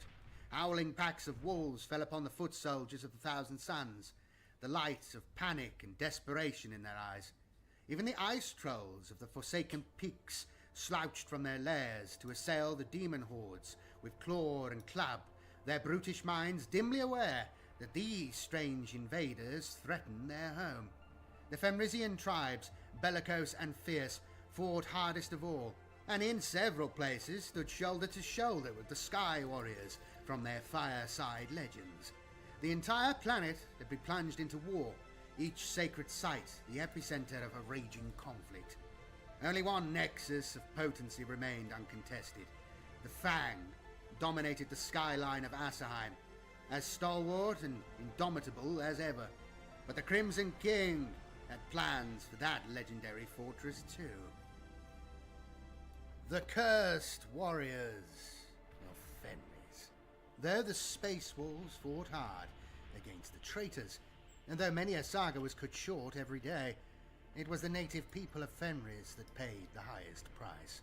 They were coming face to face with that which was inimical to order and sanity, the raw stuff of the warp given form and set against them. With the skies racked by the psychic byproduct of the ongoing invasion, there was little to tell day from night. The white wastes were lit every hour by coruscating pinks and blues. So the more energy I make, the more sweltering and huge over the course Both of games true are the same in that way, height. but they The just do it shadow in slightly sickly different light. ways. It gave little more illumination than Valdemani. Underneath these celestial bodies, the suns In some of ways, I Rus prefer fought Zero with everything K they scheme, had even though to defy Bar the is Chaos invaders. more familiar. Great packs prowled the wastes, their hunter skills more vital than ever before as they brought battle to demon and traitor alike. Too many found their glorious charges dashed to pieces against the unyielding walls of ceramite, and dust ranged against them. Lone wolves, each the last of his kin, sought glorious deaths against the most powerful foes as a testament to their fallen brothers. Most died in fire, consumed by the mutative energies of the volleys sent against them. Packs So, of lupine 69%. beasts, great and small, slunk and Yeah. stalked, instinctively hunting trespassing warbands before tearing into them with sudden ferocity. Again and again the wolf packs were left as steaming corpses, strewn across the ice by the fire of a motionless rubrique. With Logan Grimnar still missing, there was little organization to bind the Space Wolves and their kin into a cogent force with which to repel the mage-shrouded Silver Towers. Do I have The defenders any of the Death World were reaping a significant toll, but their enemies were invariably one step ahead. There were those born of Fenris, yet not taken into the ranks of the Sky Warriors, who somehow overcame the demon interlopers that hurled fire and damnation into their midst. Whether by fieldcraft, stealth, or might of arms, they had wrestled victory against the odds, high but they were trajectory. forever changed. Veteran Huskals walked back to their kin with axes held loosely and a blank stare in their eyes. Glory-hungry youths were ravaged horribly by what they saw. Shield maidens slunk as stooped as crones to sleepless beds. These were the lucky ones, for they were at least sound in body, if not in mind. So profound and powerful were the energies of change that roiled across the planet that those mortals touched directly by Zensha's fires underwent terrible transformations. Gangling mutations erupted from bronzed and weather-beaten flesh. Eyes bulged from armpits and backs, and crests of feathers and quells ran down shaven scalps and shoulders. Some lost their cohesion of form altogether, reshaped into horrible spawn things that defied description and damaged the sanity of all who witnessed their transformation. Those born under the unnatural skies were monstrous, even those who seemed clean of limb when given the birth axe. Not only grasped the weapon, as was only right and favoured, Come on, chaps. but used it to hack Build, away build. at their shocked parents' hands. Who knows how many young Fenrisian warriors who appeared whole and sound would grow with a hidden seed of change planted inside them that would one day bear shocking fruit. The Fenrisian tribes had been cursed. It was a calculated Another 90 and deliberate minutes. bane sent upon them by Magnus the Red, for his legion had been riddled by the flesh change long ago. In part, that was the very reason they had sought to master the arts that saw I them want to eat. persecuted. The rampant But mutation fasting's good for did you. not go unnoticed by the agents of the Ordo Hereticus. It's not just about losing weight, it's also about autophagy. So the dead weight in your body and the parasites get consumed with autophagy. Screaming out across the void. Under the strange light of haunted skies, the sons of Rus defended their home, each warrior fighting tooth and claw against an endless stream of foes. A sense of doom hung heavy in the air, though few spoke it openly. All knew the chapter's lore well enough to realize who was visiting such mayhem on their world. Some of that The stuff. great Cyclops was amongst them, always close at hand, was the only explanation. The lords of the Fang wondered if the wolf time was upon them, and if so, whether Leman Russ himself would step from the lost annals of history to lead them to victory. The fury of the wolf lords increased with every passing day. Each warrior king took his great company into the wilderness, speeding across the snows in sanctified transports to engage the treacherous and the monstrous wherever they were found. Though they hunted within their own territory, they were ambushed by thunderous volleys from rubricae that burst from icy waterfalls, emerged from snowdrifts, or stalked from poisonous seas. The sea wolves took a fleet of gunships across the boiling seas, heavy bolters hammering death into the corrupted cyclopods that hurled their bulk onto the ice floes in search where's of the human construction meat. hovercraft? Enger Krakendoom himself, or blade to talon with a flame-skinned sea hydra, cutting off one boulder-sized head after another with his power spear, long haft, before delivering the death blow with his bladed storm shield. In doing so, he saved the Ice Whaler tribe from slaughter, but committed his men to a tempestuous battle upon tilting ice floes, locked in combat against demons that clambered from the monster's We'll just do that corpse. for now. Eric Morkai's famed scout packs reported a spate of apparitions near the gates of Morkai. The great company investigated in force, and it was well they did. The wispy jackal spirits that emanated from the great crack in Morkasian's rocky flanks were flying through the mountain passes to fall upon the bone-clad tribes of the caves, and in some cases possessing them entirely. Eric gave his warriors the order to fire upon those who seemed demon-tainted. Though it weighed heavily upon them to do so, his grim-faced warriors complied. Their decision was soon justified. From each fallen tribesman a pair of blue horrors burst forth, grumbling that their fun had been spoiled and falling upon the Space Wolf scouts in a flurry of clutching limbs. The scouts overcame the revolting things with combat knife and bolt pistol, but not before several had been left as burnt and bleeding corpses. Ragnar Blackmane had returned to the Fang after banishing the Changeling, for he knew that to become embroiled in the exhaustive interrogations of the Dark Angel's debrief was to waste valuable time. His great company's journey from the Fang to the field of battle was typically bombastic. The Blackmanes hurtled through the skies in gunship squadrons, the shriek of their descent and the scars they left across the skies announcing their presence to all. From the crystal fissures of Rockshire, blinding blue beams of psychic energy shot heavenwards to smash a pair of gunships from the skies. The warriors within plummeted to an early grave, and such was the cost of war. The rest of the gunships landed without loss. One after another, the gunships skidded hard into the tops of the fjord-like Rockshire fissures, cannons booming. Their impact was the pounding of fists upon a glass-like sculpture of fractal complexity.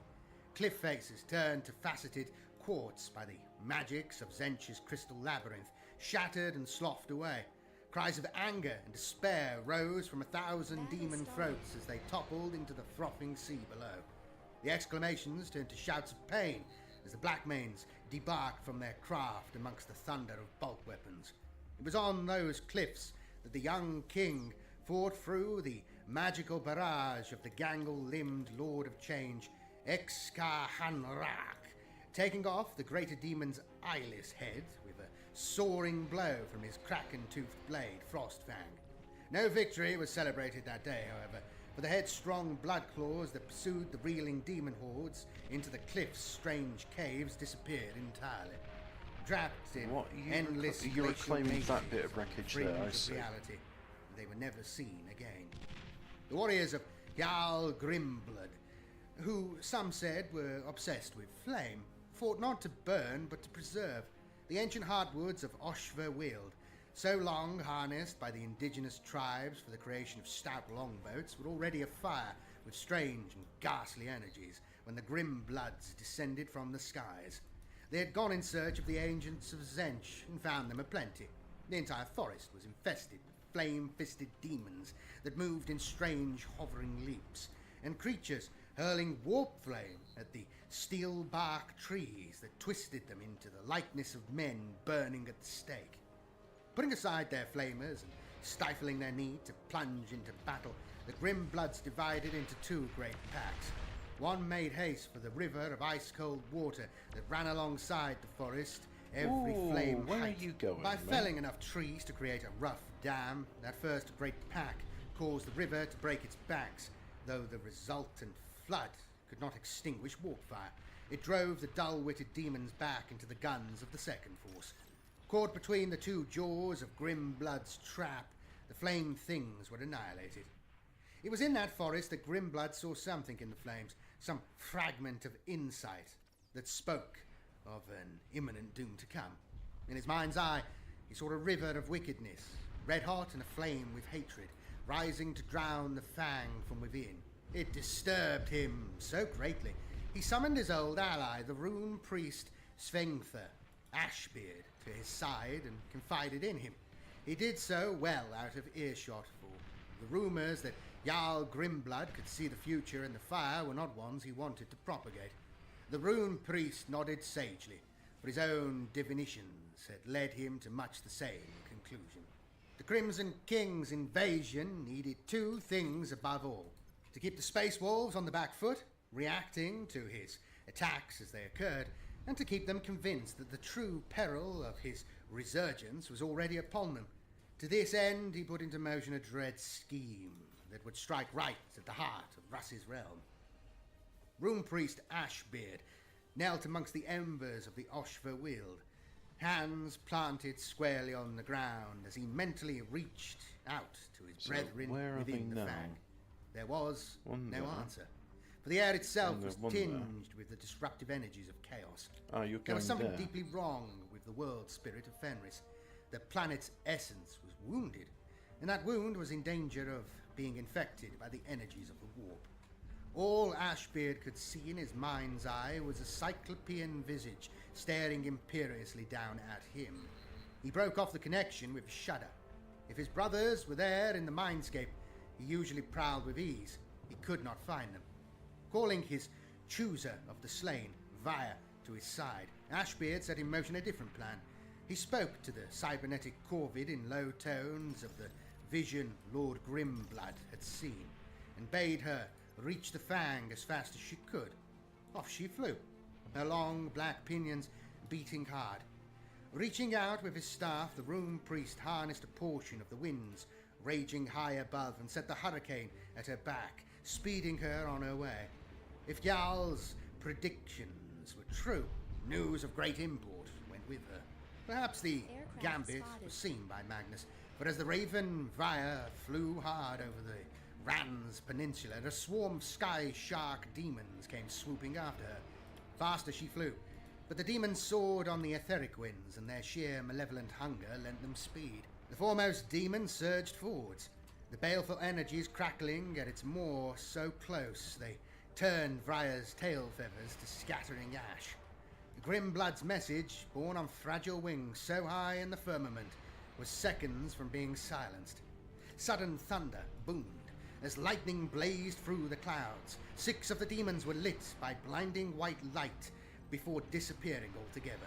The same instant, a storm of explosive bolts hammering out of the gloom to detonate amongst the rest of the demonic pack.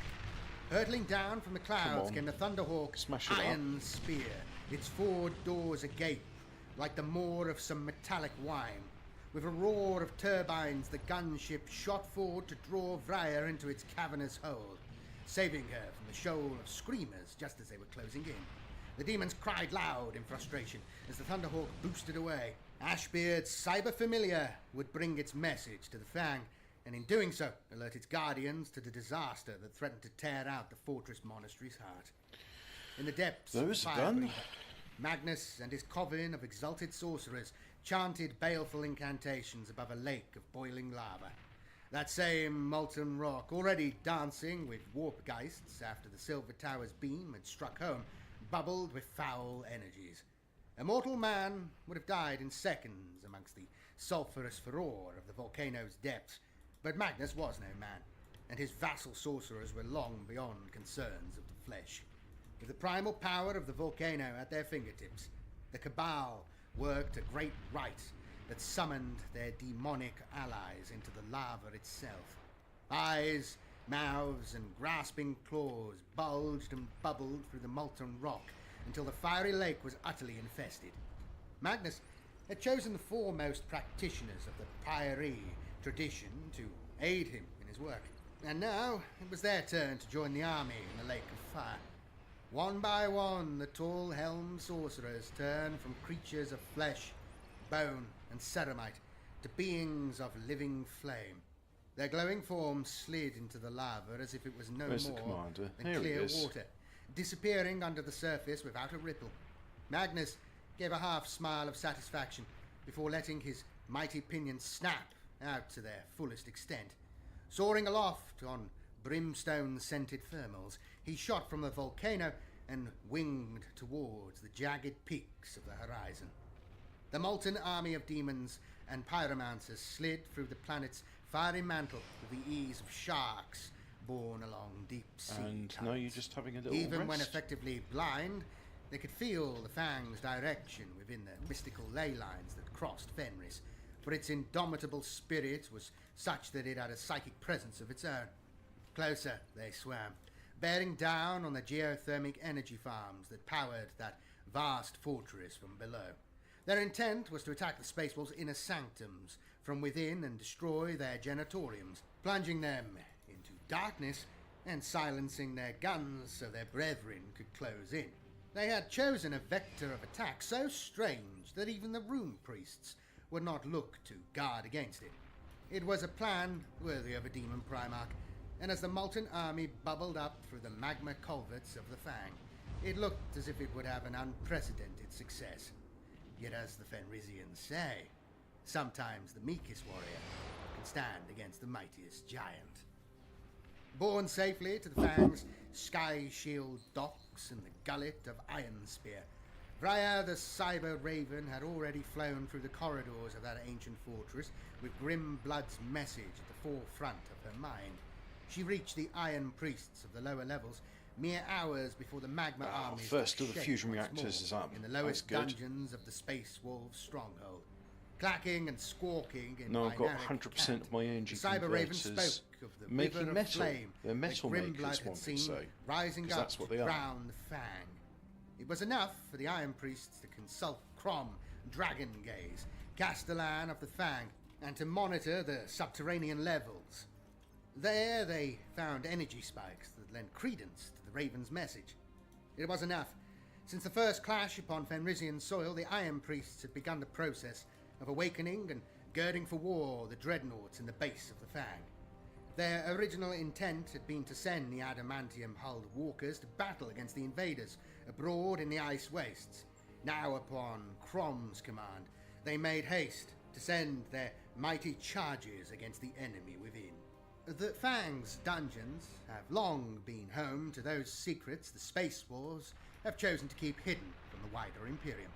The fortress monastery is of such immense size that only the Iron Priests know the full extent of its reaches. Its tunnels are said to be more numerous than the hairs on a troll's back, and they spread for miles through the plateau of Asserheim. The great companies, a fraction of the strength they once amassed during the time of their heresy, barely fill the upper tenth of the Fang when they gather in chapter strength. Though this gives the Space Wolves an extensive lair in which to practice their customs and preserve the culture of their race, it also made defending every acre of the Fang next to impossible. Got some more of Up those. through the vents and culverts of the iron vaults came a bubbling tide of magma. An unnatural stink pervaded the lower levels of those torchlit halls, the overpowering scent of charred flesh mingling with an acrid chemical tang. The temperature in those lonely depths, usually far below the point of freezing, started to rise to a prickly, itchy heat. Change was coming to a part of Fenris that had remained fundamentally the same for several millennia. The first creatures to crackle up from the rivers of molten warp stuff were brimstone horrors. These tiny flame beasts spat gobbets of fiery liquid upon the sacred sigils. The space wolves of Russ's reign had carved into the walls to ward off Maleficarum, the influence of chaos. The runes seemed to flare, and the nearest brimstone horrors were snuffed out as if by pinching fingers. The others danced away with shrieks of alarm to find easier things to burn. Next to rise from the liquid fire were the strange, curve-bodied creatures known as flamers. They hurled warp fire from rope-muscled limbs, belching out conflagrations that melted away rock and runic sigil alike. Soon the walls of the vault were running with liquid fire, twisted faces and writhing anatomies appearing in the flames before taking shape as demons in their own right. Into this tableau rose Zarax Throtek, lead pyromancer of the Tiscan host, and a trio of his fellow pyromancers.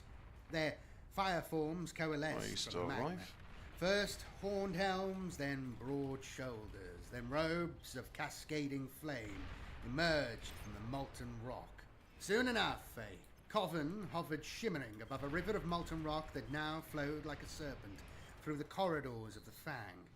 The Tiscan Fire Lords shared an unspoken communion as ever more demons rose from the flowing river of fire, then set off to the south, warp flame trailing in their wake. The mission that Magnus had given his fire shapers was to cause as much destruction within the depths of the Fang as possible. This they did gladly, partly to avenge the hundreds of his warriors that had died assailing the fortress monastery in M32, and partially to draw attention from their Primarch's true works.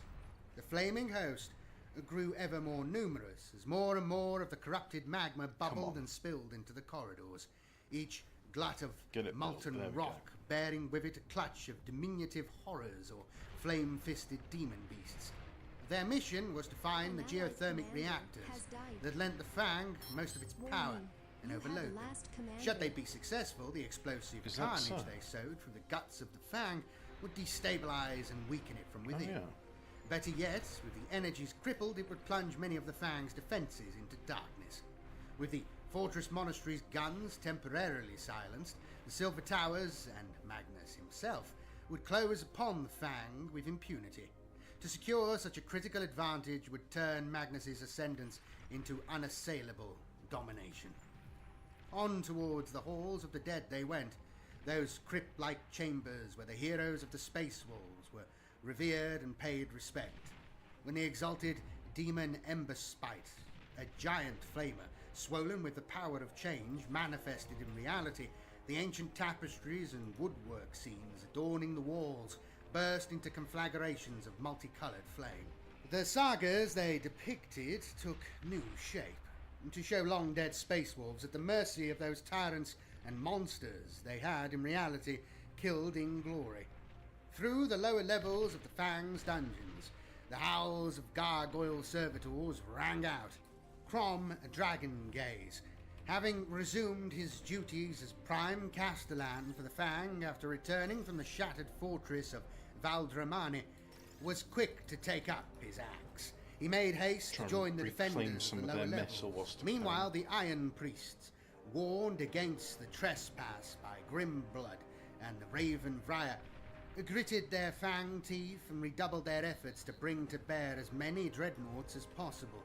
2 of their number were sent to the hidden lairs of the Wolven. There was an army of Fenrisians down in the depths, and if they could but harness it, the intrusion could be stopped. Amongst the Iron Priests walked Lord Bran Redmore, his deep war howl calling the lost and the dreaming to wakefulness. With his helm at his side, the Wolf Lord could smell the distant tang of warp fire. Its violet stink grew stronger by the minute. Bran could feel his well, at least my allies have got metal that they're not using. That's nice. The beast within his soul. straining to be set free in glorious slaughter, but he kept his command steady and strong. There were those in the dungeons of the Fang that, had he not done so, would have pounced upon him, and perhaps even ripped him apart. One after another, the vaults in the darkness were open. Lord Redmore's seal of authority, enough to cause even the room-locked doors of the deepest jails to hiss open. Behind him, bestial shadows slunk upon the walls. Howls of bloodlust rang through the tunnels of the Fang as Bran led his secret army towards the vile scent of demonic invasion. In a parallel tunnel, far larger and adorned from floor to ceiling in runic script, the Iron Priests led a strike force of their own. Dust shook from the arched roof as the heavy tread of the colossi they had the word you're looking for is reverberated through the bedrock. With them came Crom Dragongaze. I know he can't. Though he had ordered his wolf guard to direct the defence of the Fang in his absence, he still commanded a formidable strike force of Drake Slayers. The two parallel passageways emerged in the cavern of the Fell-Handed, a vast and buttressed hall. Soon enough, Dragongaze and Redmore looked upon the Iron Priests and their dreadnought host. Valdrak Shieldsmith led the procession of walkers, nodding to the Wolf Lords as the two armies converged into one. Though he knew it must have been a trick of the light, Shieldsmith could have sworn he saw a faint smile upon Bran's weather-beaten features. Across the other side of the vast cavern, a river of corrupted magma boiled and churned towards them. Demons with shifting shapes danced and bounded above it, their cackling voices mingling with the crackling bursts of the flames. The flood of molten rock and its fiendish riders flowed out into the cavern like a delta to the sea, its passage guided and shaped by the pyromancers at its fore into a series of spear-like thrusts. Ranged against the warp flame host was a battle line of dreadnoughts, indomitable in body and undaunted in will. 70 and more stood against the demon invasion, that mighty assemblage anchored around the legendary Bjorn the Fell-Handed himself. As the last of the pyromancers entered the cavern, the ancient hero gave a battle cry so loud it echoed like a thunderclap. The Wolven were the first to charge, as ever. For a time, it was as if the fall of Tiska had been revisited. Flames leapt all around. The muscular figures loped and bounded into battle against the tall helm sorcerers of Magnus. Some of the Wolven were the self-same warriors from the legendary great company of Jorin Bloodfang, lost in the timeless tides of the warp for 10 millennia. They had been rediscovered by the great companies, saved from the sea of stars and reintroduced to the chapter, only to be matched against the same warrior mystics they had pursued into the Eye of Terror so long ago. This time, Zarax and his fellow pyromancers were ready for them. With sweeping gestures of their staffs, they sent waves of horrors and screamers into battle. Though each demon was torn to shreds, hacked to bits or pulverized by the raging Wolven, the gibbering warp spawn took their toll, incinerating ages-old heroes and stabbing long-bladed knives into unprotected faces. The sorcerers, brought time by their minions, turned entire packs of Wolven to scatterers of ash with their incantations. Yet the Wolven's attack had itself brought time, and their own allies were close behind. As one, the Space Wolves' dreadnoughts opened fire. A hail of assault cannon shells crashed home, las cannon beams lancing through it like lightning through a storm. The closest of the pyromancers, Avantu Thotek, waved his staff in a serpentine gesture, and an incoming salvo of metal projectiles was melted by the intensity of the warp flame's strange heat. They splashed home as little more than quicksilver beads. The first volley of las cannon beams shot overhead, missing the demon host completely, but striking the chains that held the cavern's seal gate in place. An immense guillotine blade of adamantium came slamming down, cutting off the invaders already inside from those flame demons coming through the tunnels to reinforce them. Many of the dancing fire demons that capered within the cavern misread the situation and cackled in triumph, thinking their Space Wolves' prey sealed in and at their mercy. Then the dreadnoughts' Hellfrost cannons opened fire in unison. and the deadly truth became clear. The leading edge of the magma river was blasted backward like a wave crest caught in a gale. Fire became ice as the molten stone formed into a freezing wall. It curled around Zarak's Throtep as an immense and many-fingered hand of igneous rock. For a second, the sorcerer was pinned in place. A pinprick of light glowed from within the wall for a second. Then the entire edifice burst into a scattering cloud of skeletal phonexes that shrieked outwards in all directions. Where they reached the edge of the cavern, the avian demon thing set fire to the dank rock of its walls, in the process sending a wall of smoke billowing out to obscure the Tiscan host from the guns of the foe. Emboldened, the fire demons surged forwards once more. Zarek's Throtep hurled bolts of coruscating flame so fierce they melted through even the adamantium hulls of the dreadnoughts to incinerate the half-dead warriors inside. A wall of warp fire surged across the cavern floor once more. This time it was Bjorn that stood in its path, his ground-shaking stride pounding into a slow but unstoppable charge. He hit the wall of flame without slowing. The runes of majesty and preservation upon his hull flared the icy blue of a winter sky as they fought the Maleficarum that threatened to consume him. Out from the wall of psychic fire he came, swathed in serpents of red-hot rock and glowing head to toe with incandescent energies. For a moment the rune priests feared the giant warrior had gone to his final death. But the fell-handed bore the blessings of Russ himself. He had even faced Magnus and lived. The streams of flame converging upon Bjorn grew brighter as the pyromancers channeled ever more energy into him. One by one, his ice runes burned out, and though a dozen dreadnoughts were charging in his wake, their aid would come too late. Bjorn's hull began to melt, steam wraiths cackling wherever the fire serpents constricted to send rivulets of adamantium hissing to the flagstones. Doing all right for mental energy. Came the howling. Excellent. Hundreds of Wolven, recovered from the four corners of the galaxy after their long exile, charged in close. Amongst them were loping, long-limbed were creatures sprinting from a side passage. Won't bother torpedo bombers. Yellow eyes glinting in the firelight as they came to the aid of Bjorn. Some were rangy and thin, others massive and barrel-chested, giants with lupine heads that wielded great ceremonial spears. They gathered around their lord, Bran Redmore, and their rampaging dreadnought known only as Murderfang. The feral machine's destructive wrath spurred them to ever-escalating feats of violence. 100 different fusions of wolf, tribesman, and space marine leapt and bounded over the spreading delta of magma, teeth bared and saliva drizzling from snarling mouths. Even a Fenrisian predator beast would have balked at crossing the magical flame, but the were-things that called the dungeons their home truly knew no fear. Scores upon scores were burned, transformed, and reduced What's to he going to ruin. recover now? But the rest came on in a crocodile. tide of tooth and claw.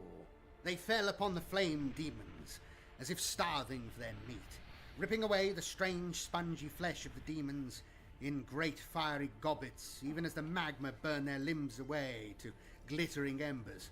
2 of the pyromancers were borne down, slain as much by raw fury as by any strength of limb, whilst the others blasted the wolf creatures to ash. Then the first wave of dreadnoughts hit home, powered gauntlet claws snapping, and it was the demon host's turn to die, a crushing, stamping wall of adamantium and fury. The army of the entombed heroes barged their way through walls of mutative flame and knots of demonic horrors alike, until all that was left in their wake were puddles of burning ectoplasm. The battle, in the depths of the Fang, raged fiercer with every passing second, but Zarak's Throtep was nowhere to be seen. In the reactor chambers beyond the cavern, fires leapt and danced as if given malicious life. Come on, let's get that The return dreadnought up and running. of a legend. The Iron Just another hour. have and I ever can been eat. respectful to the machine spirits that serve them, and the Iron Priests I am waiting attending the with bated teleportarium breath. knew their craft well. Also, In not a very nice crackling breath dome of because cerulean ketosis. energy, Egil passed successfully into the stony heart of Midgardia, a macro-class teleport homer clutched in his clawed gauntlets. After a long but desperate search in the darkness, he found Logan Grimnar and his Kingsguard digging their way, meter by painstaking meter, from the cavern of the Tetrarchs. Egil knelt before them, presenting the teleport homer as a knight presents a sword to his liege. Within the hour, the teleportation ritual was complete, and Lord Ironwolf and the High King stood upon the bridge of the All-Father's honour. Their stony expressions were lit from below by the fires of Midgardia's demise. The High King of Fenris had come through utter disaster, but through the ingenuity of Egil Ironwolf, he had been saved from the brink, and was now where he belonged, at the forefront of the war effort. Within the strategium of his flagship, Lord Grimnar surveyed the parchments and data slates that had reached them from the four corners of the Fenris system. Around him were ranged not only his champions, but also Lord Ironwolf, the remnants of his pack, and the Grey Knights of Grand Master Valdor Arukun, who had teleported onto the bridge when the news of Midgardia's lingering demon taint had reached them. Grimnar's stern features, purpled by extensive bruising, set into a thunderous scowl.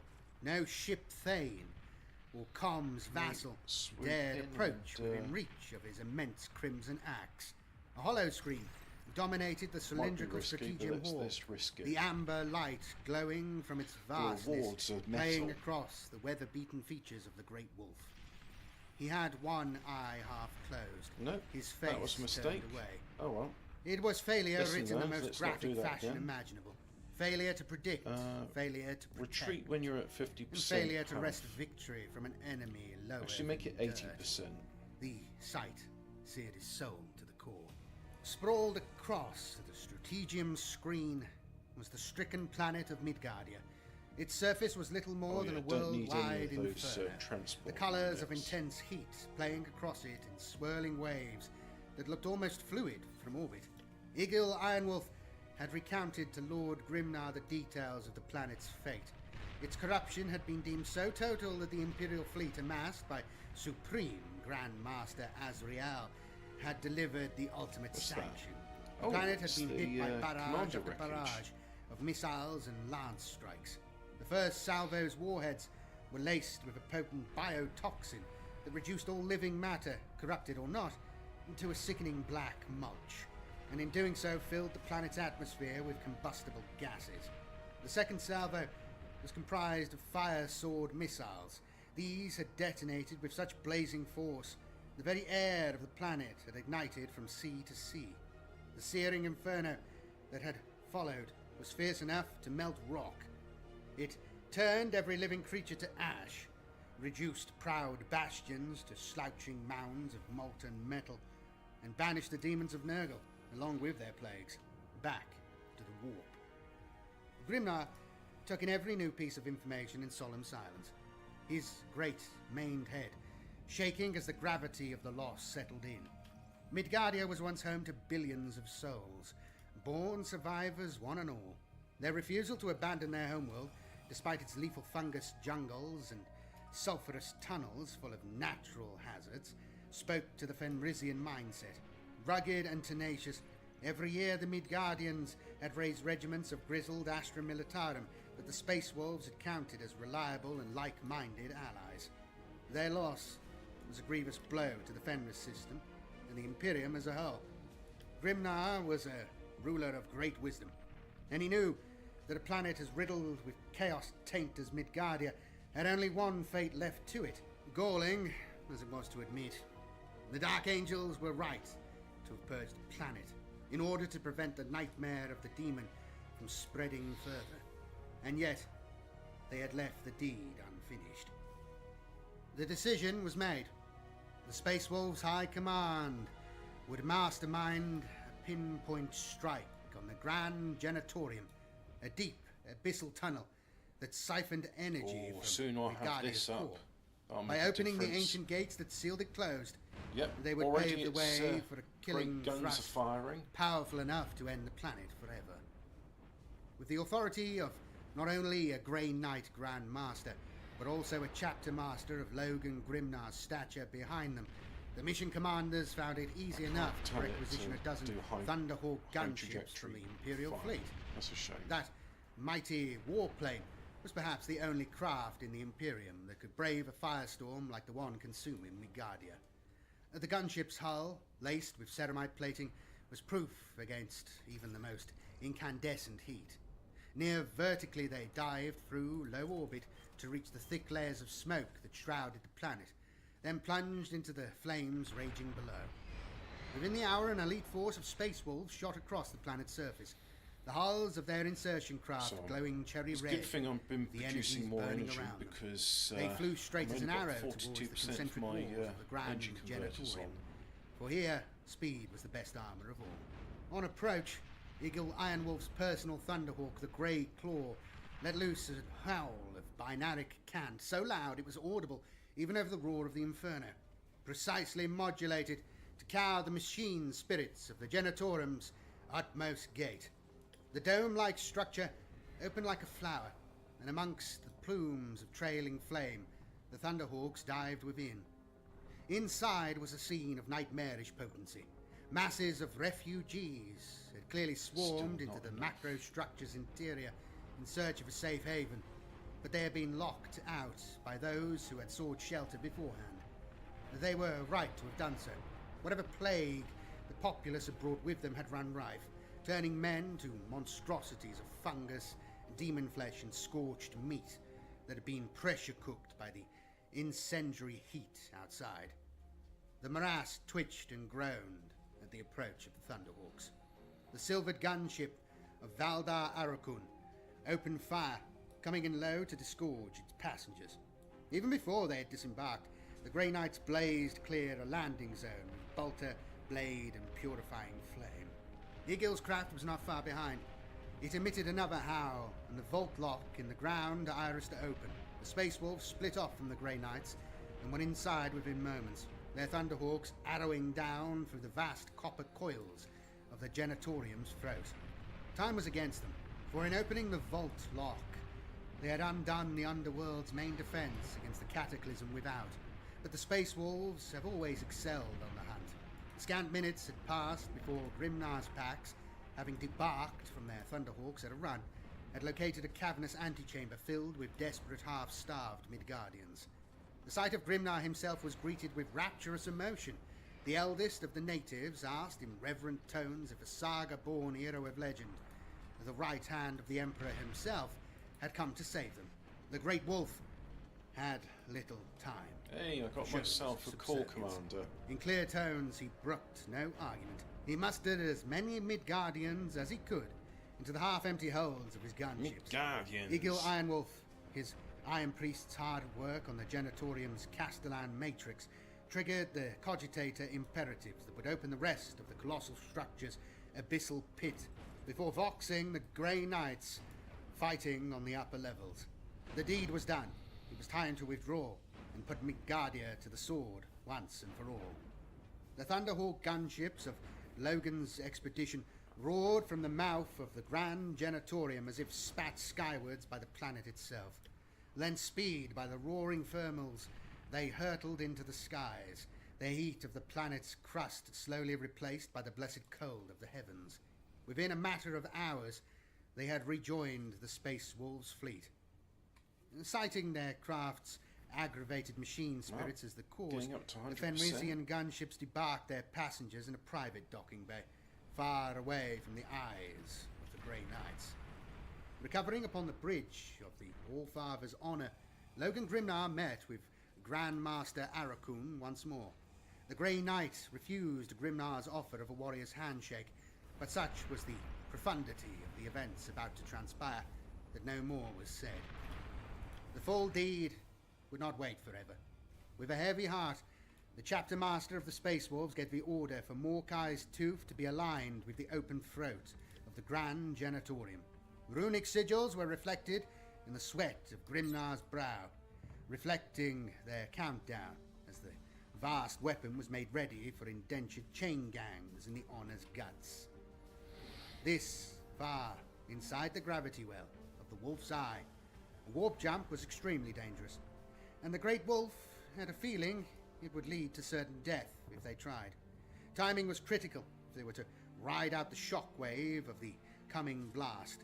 The entire battle barge, so large you could house a dozen companies and still have room to spare, shuddered as the colossal missile was launched. Perhaps some fell intelligence realized the Space Wolves' intent. For their strategium's giant hololith screen showed a swarm of bloated fly things pouring up from the depths of that dark vault. Their numbers were such they darkened the skies, but it was too little, too late. Morkai's tooth, its nose cone, aflame with destructive energies that burned an unforgiving path towards the yearning pit beneath, plunged into the Grand Genitorium's open gullet. For a moment it disappeared from view. Then all was bright light. Midgardia's death blasted fire into the void. Those looking upon the planet's demise directly were blinded forever by the intensity of the explosion. The planets nearby were riven by destructive energies. Tidal waves, firestorms, and volcanic eruptions marked the end of entire geological eras. Fenris was buffeted by ever-expanding bow waves of force. Night turned to day by the intensity of the planet-killing blast. Midgardia had died in fire and violence, and the Imperium had been scarred forever by its loss. Forewarned of the brutal Exterminatus event by Grimnar's priests, most of the Imperial fleet was able to ride out the colossal shockwave. The same could not be said of the silver towers that hung like suspended blades over the worlds they had come to end. As the outward edge of Midgardia's death reached them, the citadels glowed brighter and brighter before winking out of existence entirely, though it seemed too soon to rejoice after the death of one of humanity's worlds. Many an Imperial commander smiled in mingled satisfaction and relief to see the impossible fortresses banished back to the Empyrean. For years to come, the whole system was subject to searing meteor storms. These carved across the skies to crater the landscapes of all the worlds that had once gazed up at Midgardia in the night sky.